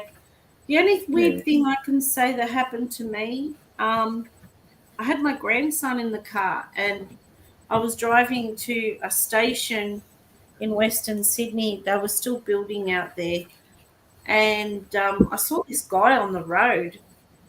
And when I turned, he was kind of there at the last minute and I nearly hit him and I was like, I swerved my car. But when he turned around, he had no face. And I kind of did a double back for a minute and I thought it must have been my imagination. But my grandson turned around and said, I saw that man. And that was pretty freaky. Well, Ruth has told me she's had them come in her car, especially around Wilfred Barrett Drive there on the Central Coast. No, not far from Jenny Dixon's beach, just down from there. Yeah. She's had a few encounters along there where they've been in the car and everything. Yeah. All of a sudden, he just feels them in the car, looks up, and they're in the back seat. Wow. Well, that's where we'll get head to. Yeah, that is a weird place. Yeah. Driving that road at night. Yeah. Along that road, there's even been police putting signs out, don't pick up hitchhikers. Because apparently they pick one up and then she just disappears. And another paranormal team that was on our channel one night said her and 3 mates in the car actually saw a woman coming out of the bush nearby, walk across the road and go to the cemetery. Yeah. Well, there's been a lot of accidents there, cars and motorbikes. So. I said loud, Julia. Yeah, sorry.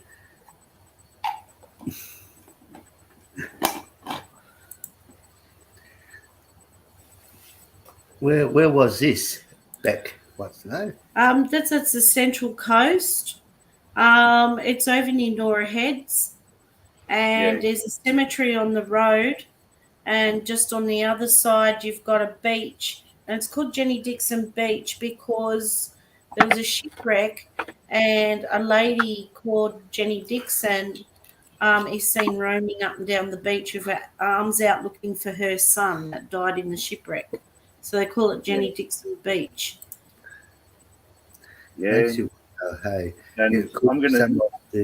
Can I use that as a segue into something else? Yeah, for sure.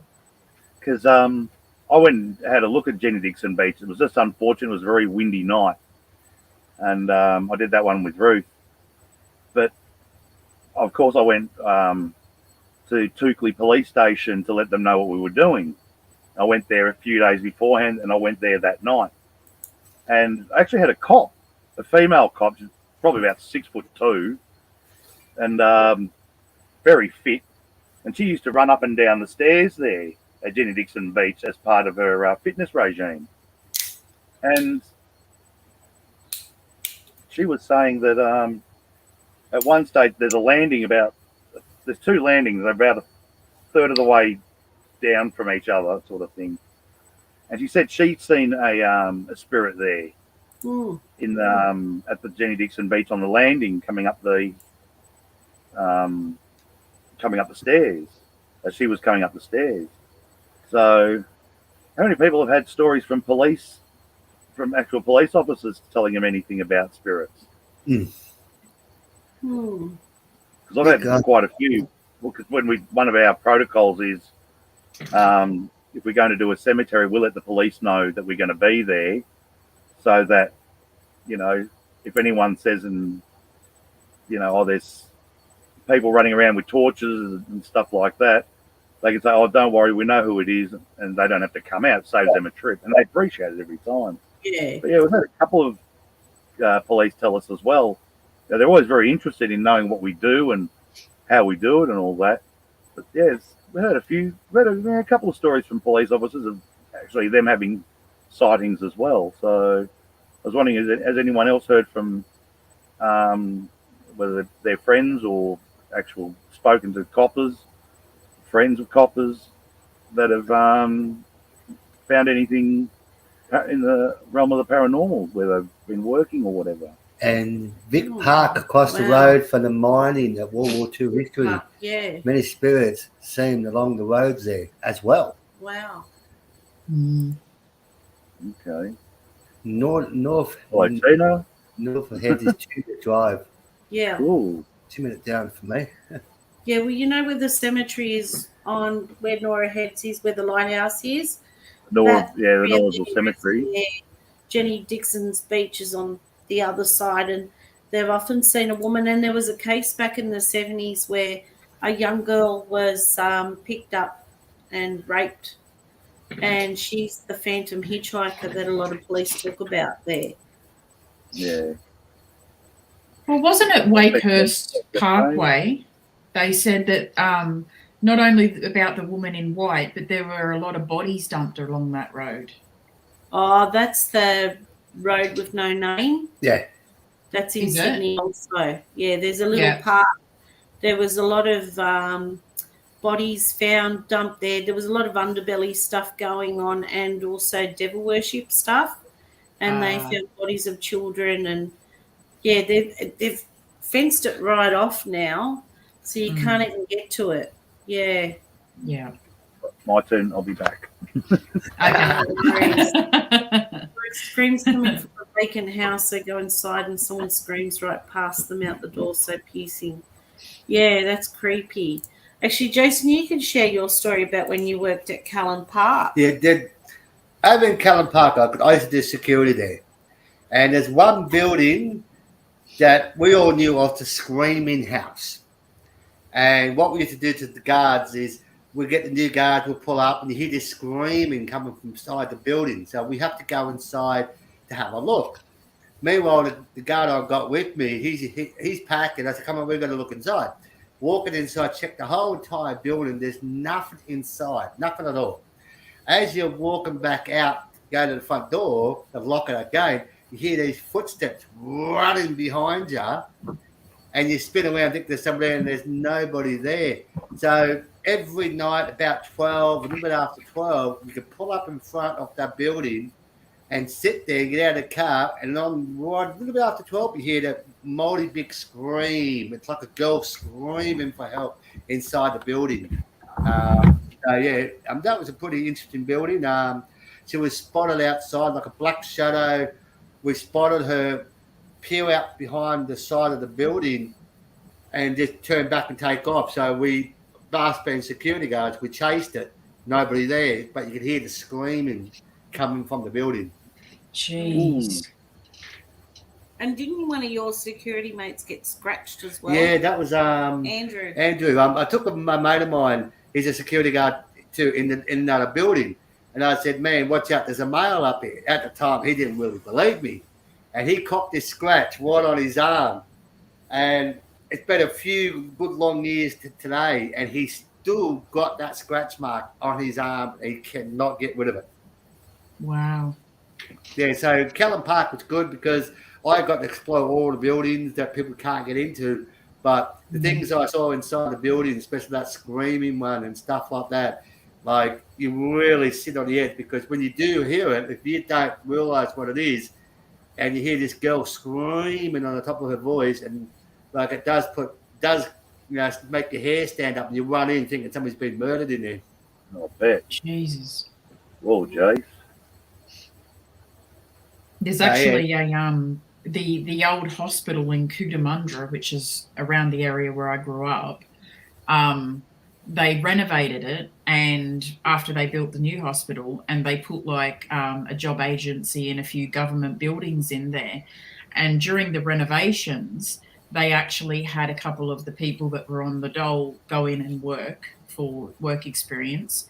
And a couple of them said that you could not go into the morgue because you'd go in there and you'd get scratched and all kinds of things would happen. But even in the main building, you could walk around and you would see like figures walking past, and they reckon it was really active. But it was a hospital too. Yeah. So, yeah. That would have been really interesting. I did see pictures of that hospital when I was looking at haunted places of interest, but I noticed the government took over, and it's actually quite hard to get in. Like, we've been emailing places like crazy. Yeah.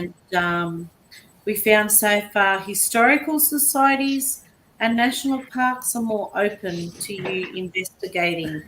But once the government's got hold of something, they just, no. Yeah, it's shut down. That's it. It's a There you shame. go, Mick. There's one for you, mate. You should go and check that out. Lakeside Ballarat. Yeah, I know what she's talking about too. Back onto Lake Wendouree, if I remember. But I don't know if it's still there. Last time I saw it was, probably in the 90s. So, but we did Arrowdale a couple of years back, and that place just has a creepy vibe to start with. So it sort of does have a tendency to sort of put you on edge almost straight away, especially when the night is dark and stormy, to use a cliche, which it actually was. And just as we finished the tour, there was a huge crack of lightning as we were about to leave. So you just poop your pants as you're leaving. Oh, that was just trying to give you the hurry up to get the hell out. One of the two. Well, all right, you've been, you've seen, now go home. Get out. So, Lake area. it's like Larundel in Bundoora. Wow. It's a shame that place is closed up tighter than Fort Knox, because that would be awesome to go Yeah, I and know. check out. We did It's that. really- We did I that used to tour of think- Bundoora Park. I think Billy Oh. Tabone does that one now, but it's weird. We were there in that one. We should have actually been doing the hotel we were staying at, which was just down the road. Because we found out later, because we were wondering, why is there a bullet hole in the wall and blood along the carpet? Oh, And yeah, a couple of years prior, someone had actually been shot in one of the rooms. oh And wow. he made it down the stairs to outside before he got picked up by an ambulance and was pronounced dead. That morgue sounds really cool. I'd love to go there. My dad worked in a morgue. It's It been used to be a bit creepy in there. Yeah. He worked at Concord Hospital. I can tell you a funny story of my nursing days. I used to work in a transition unit in an old hospital in Camden, and every now and then you get the demented, elderly people that were waiting for a nursing home placement. One actually disappeared, and we alerted the police and everybody, that there was a missing patient on the loose. And the next day, the cleaner, they start about 5:30 in the morning. Well, she went downstairs, and like the closet where they used to get their equipment was right across from the hospital mortuary. And she looked across, and there was a face staring at her through the window at the mortuary door, and she did a double take. She's like, I'm not sure what to think of this. Had to be the patient that was missing. So he obviously hadn't left the hospital. He'd wandered around and then hidden them all. So But the morgue of all places. I know. It's like that. You look because you think someone's come back from the dead. But yeah. imagine getting there You're just 5:30 cutting out the nursing home as a had middleman. coffee, and you just go across, and there's this white face looking at you through. I would have shut myself. Oh, I would have Taken too. stress leave that day. I think I would have taken a photo. nobody would believe you. Record. Yeah. I'll have to go to Arradale one day. I'd love to go there. J Ward's always been my bucket list. Yes. Well, J Ward is separate to Arradale. So, and that one they do tours inside during the day. And I think the last one is at 2:00, from what I remember So when we were there. have they opened Arradale back up? Not J sound Ward, like it. Oh, okay. Because they When were I was there, renovating it was 2.5 years ago. It was the November before COVID. It was the day after Halloween, so it was the 1st of November, yeah. Yep. And it was a full moon. Oh, dear. Oh, would have been. Perfect. Oh, yeah. Just a day late, that's all. Yeah. The full moon, then the storm came in, and yeah. It'd be good if you could stay there overnight and pick a place where it all happens and just be locked in there for the whole entire night at night. Yes. Oh, good. Thanks, Beck. Good to know, because I wouldn't mind going back there again, actually. I'm really weird, but I would love to get put in one of the morgue things where they slide you in and you go inside. I want to go in one of them. Ooh. Yeah, that would be pretty creepy. But yeah. You can stay overnight at J Ward now. Oh, you can stay overnight in the J Ward. Oh, dear. That looks like it's going to be a lot of fun. Yeah, that'd be Better chuck that on the bucket list. Oh, that's on my bucket list. How it is, yeah. Yeah. Oh, that'd be brilliant. Yeah. I grew up in Learmont. Yeah, that's just outside. They've got a speedboat race that goes on the Learmont Cup. J Ward is in Ararat as well as Arradale, but it's separate. It's a separate building behind the Ararat Botanical Garden. Last time I went to Ararat was years ago, and they used to have this place called Cryall Castle. Oh, that's well before then. That's before Ballarat even. Is that still there? They had like a weird museum of torture chambers, and it was really weird. But I liked it. Yeah. Geez, I haven't been there for since I was a kid, I think. It's all medieval, and they have like a museum of all the medieval torture instruments that they used to use and stuff. Bexay's still there. Cool.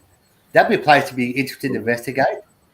Well, a lot of it's make-believe type thing, unless they're attached to some of the old hospital equipment there. Wow. Very cemetery, very active too. We did a cool investigation there at Wildcard. That'd be cool. Yeah. Oh, yeah. It's still open. I just looked it up for you.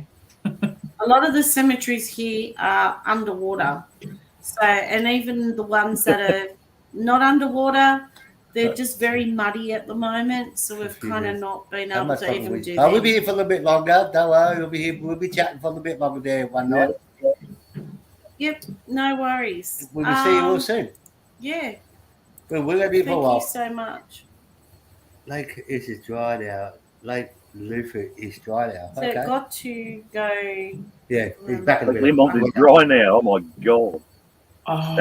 That's weird because it was a big lake. And they used to have all these speedboat races all around it. You know the speedboats with your big 454 big block V8s and 464 big blocks and all this sort of thing. Huge motors hanging out of the back of these speedboats and everything. Looked awesome. Wow. But yeah, that's dry now. Yeah. Well, you know where you live, Julie, there's like a gold rush town or something I wanted to explore. Adelon. Yeah. Is that the one? Yeah. So that's the one where I did the Estes. What's that? Yeah.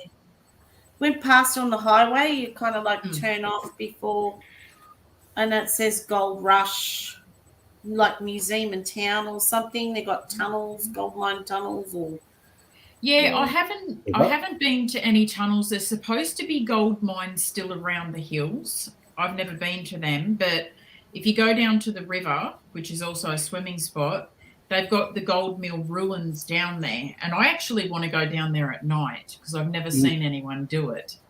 But they've also, like, the cemetery as well is just, it's got a whole nother vibe to it. Well, they've got the cemetery in that place, in that Gold Rush Museum area. The museum, I believe, is in one of the old buildings in the town. And they got like a big gold stamper out the front and that as well. So, yeah, it's quite good. Yeah. I didn't want to do too much when we went down that way because it was snake season. Yeah. Fair enough. No, because they've got those horrible ones that chase you. The golden witches or something. And my sister and my brother-in-law lived down there at Tumbarumba, and they said, don't want to go anywhere in the bush because those little buggers will chase you and they're venomous. So I went, no, I'll wait. The copperheads. Yeah. Yeah. We get the copperheads. I think we've Covering got... Hill. Yes. Haven't investigated it, but I've been there many times at Ballarat. And they've got a really good cemetery there too at Ballarat. Definitely. Yeah. Just look at all these comments coming up. And Junee itself, where you live, Julie's pretty creepy in itself. It's got a whole lot of old little, besides Monte Cristo, it's got a whole lot of old buildings and stuff. Yeah, it does. It's quite an old little town. It was founded pretty much when the Crawleys built their home. You know, they helped to found the place and they owned a few of the businesses, including a pub and that as well. So, yeah, there's a lot of history there, definitely. There's actually a place as well in Wagga, and it has motel rooms that you can stay there, and they do ghost tours and that. It's haunted. Really? Yeah, I'll have to send you the name of it. Yeah. We can always meet you down there. Yeah. We Definitely. have two main cemeteries. Yeah. I heard that there's an old one and a new one. Someone told me the other day because when the Tillers went down there, they took mad pictures of one of the cemeteries down there, and it looked quite gothic, and maybe that's the old one, but I really liked it. I heard the old Gippstown are hesitant at doing ghost tours or allowing paranormal investigations. I don't know. You live near Gippstown, don't you, Mick? Yeah. I tend to do it, though, when they've got the Twilight Market there. Yeah, they are a bit uptight. Because, I've been talking to Sula about it, and he can't get in. She said that they're really uptight, and I'm thinking, they've... I don't know why they seem to want to charge heaps or anything like that. So I find the best time to go there and do an investigation. It's a gold coin donation. So for $1, you can go in there and do an investigation all the time through there. So, and you stay, it's not open that late, only till I think 8:30, 9 o'clock during the summer. But yeah, I've been in there a couple of times when the Twilight Market's been on, and I've got a backpack with a few bits and pieces in there. Nothing suspicious. And there's a few places in there, a few buildings in there. There's one building. It's the first prefabricated building ever brought to Victoria. It used to actually be in North Melbourne, of all places, I think, if I remember. Thanks, Julie. Spice yours up again. But thank you. Yeah, You're welcome. It's got a weird vibe to it because it's a tall, thin building. Like, basically got 2 rooms and it's really tight staircase to get up to the second floor. Yeah, it is 2-story, but like I said, it's really thin. And depending on the night, depending on the night, depends on which sex is going to feel physically ill in there. Like one day could be the guys go in there, they feel sick and they can't go in. Next night could be the women that go and feel sick. But Oh, yeah. the school there, I swear there's still kids in that place. So, and the church, that is definitely still haunted by I'm trying to remember now. I think it's Father or Reverend still there. I think he's doing the odd sermon or two. We've had some good things happen there. Angus McMillan, the explorer, his homestead is there, and yeah, he was a real nasty so and so, especially when it came to Aboriginals and how he treated them. So he's got the angry Scotsman disease as a spirit. So, not being racist, sorry to any Scottish people out there, but yeah, he's not a very happy man. So, and there's a Cobb and Co coach in there, and they reckon sometimes you'll even get someone pour you a beer in there. And there's a very smelly, like a hobo or homeless person ghost in there. And occasionally you can smell it. It smells like rotten socks. Oh, God. Oh. Not very nice, no. Lovely. I'd be giving Jason filthy looks. Yeah. Oh, trust me, you use Jason's socks to actually cover the smell from this other one, because they are really bad. They get up on their own and run away. Yeah, pretty much, yeah. Eastern Station Hotel, Ballarat. Yeah, they just stiffen up and off they go, Yeah. Out the gates there. Yeah. I have done Old Gippsland a couple of times with I did one with Sula with PAA. I actually met my team's first psychic medium there when she was working for another team called Beyond the Veil. Mm-hmm. But I wasn't there in an official capacity. I was just there as a visitor. But yeah, every time there was something weird going on, every time. But yeah, like I said, they seem to be really uptight about it at the moment. From what Sula was telling me, even she couldn't get back in there because they wanted too much. But then she tried during COVID, so I don't know about now. So Black Rose Spirit was saying she did a sleepover investigation at the Eastern pub in Ballarat. Not as bad as you think, but it's active. What did you think of Cockatoo Island, Julie? Because that's a place I want to go and sleep over at. I'd love to do a sleepover too. I have a feeling that nighttime would be a lot different to daytime. And for me, it was hard because I had my kids and then I had my sister and her kids with us. And you know what kids are like. They'll run around and blah, blah, blah, blah. So I think I'd probably have to go back to make a fair judgment. But there are definitely a few buildings and that you walk into. There was one actually, when you walk in the front gate, if you walk across the big open cement flat and there's the big shed right at the end, when I walked into that shed to the left, there's some old big machinery there. And I actually caught a couple of voices and that in there. Wow. Which was interesting, yeah. But there's a lot of history at Cockatoo Island. I'd love to go there at night. A security guard that worked there, and he swears blind it was haunted. And this is before, like, it was open to the public. So, yeah, well, that's good. One of our members, Kyle, you know him, Jason. You know Kyle.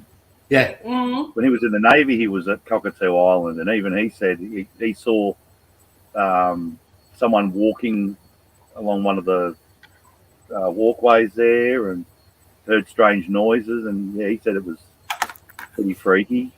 Yeah. And he wanted to go back there. Yeah. Yeah, well, I heard that there used to be a lot of, like when they kept prisoners there, there used to be a lot of prisoners that would escape, and swim across the river. So they would actually have Aboriginal trackers that were hired to go and find them, and then they'd bring them back. So, yeah, quite a lot of history. It's been quite interesting to try and swim because it's full of sharks in there. Yeah. Well, if they made it to the other side, I guess. Yeah. That's a big bloody swim. Yeah. Yeah. Yep. But you'd have to be the torpedo to get across there now. Yeah, boy. Right. And there was quite a few naval ships that got sunk around there too. Yeah. Oh. Yeah, when the war was on and they got invaded in the harbour and stuff, they were torpedoed. They retrieved a lot of them, but there was quite a lot of activity along there too. Wow.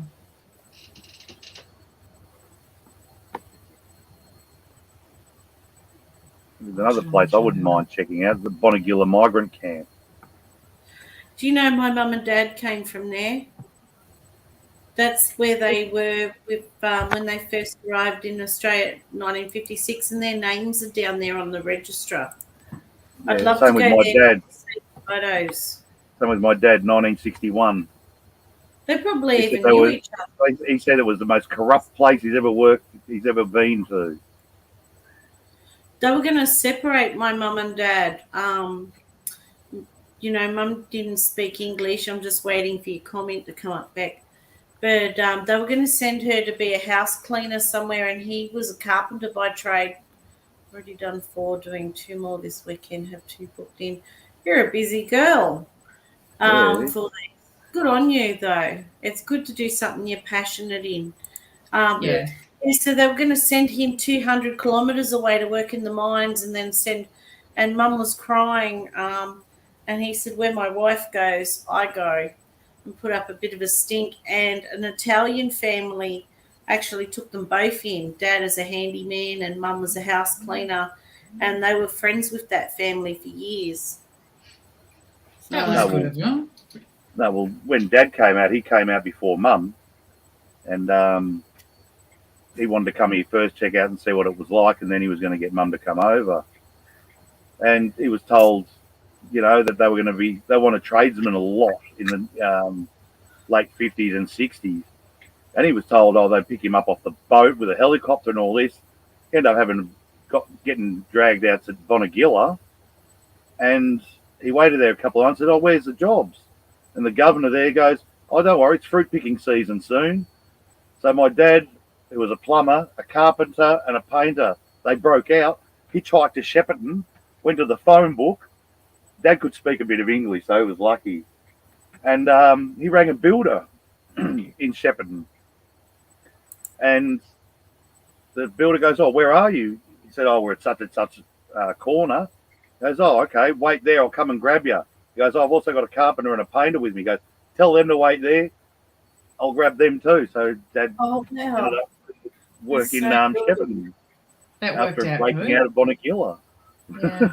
So what nationality were your family, Mick? Belgian. Mine were German, so very close, practically neighbours. Yeah, next door. Yeah, pretty much. So Bonegilla's near Wodonga. Yeah, it's on the border of Albury, Wodonga. It's a migrant camp. We have one not far from here called Shayville, and we've done an actual video there, but during the day because you can't go there at night. But we've got some very interesting voices come through the necrophonic because we were reading, we didn't know this until afterwards, but we were reading some of the history, and they had German detainees there from the First World War. Yeah. And we had German voices come through. We couldn't understand what they were saying, but they were saying they were hungry and everything. And we had people that watched the video give us feedback and say those voices were definitely speaking German. It was really big. I had a similar experience in a little German cemetery in South Australia when I was there last year. I went to this little cemetery and I was running the spirit box, and all of a sudden I started getting German through the spirit box. So that was Okay. quite cool. Yeah. Was Yeah, that was the one good. at Arndorf? No, not at Harndorf. Barossa Valley. Near the Barossa Valley. It's a church. There's a row of pine trees and there's a church with a tall steeple. I can't remember the name of it. Okay. Yeah, I'd have to look it up. But yeah. Wow. Mm. Well, we might wrap it up soon, guys. And I'm you just two getting a stay there bit till we- sore sitting here. So if anyone's got anything to say quickly or has any questions, now's your chance. And then otherwise we'll be saying good night until next time. Yep. Thank you so much for being part of the show. Yeah. Thank you everyone for coming in. Yep. And don't forget, guys, like the video. So you haven't subscribed to these two guys, make sure you sub to these two guys here, guys, because they got great contents, great videos. We watch them all the time. Yep. Thank you. Thanks for having us on. Yeah, thanks for having us. Anytime. And we will be having another special guest I soon, guys. totally enjoyed it because, it's just, we like having an informal chat, just everybody sharing their thoughts, their views, and that's what I love about it. Yeah. Yeah. Exactly. All right, well, Yeah. you stay right there. And everybody, thank you very much. Yep. And we'll see you soon. We will have another special guest very shortly, so stay tuned for them. And, yeah. Thank you so much for being Stay part of the safe, everyone. Cheerio. Bye guys. Bye.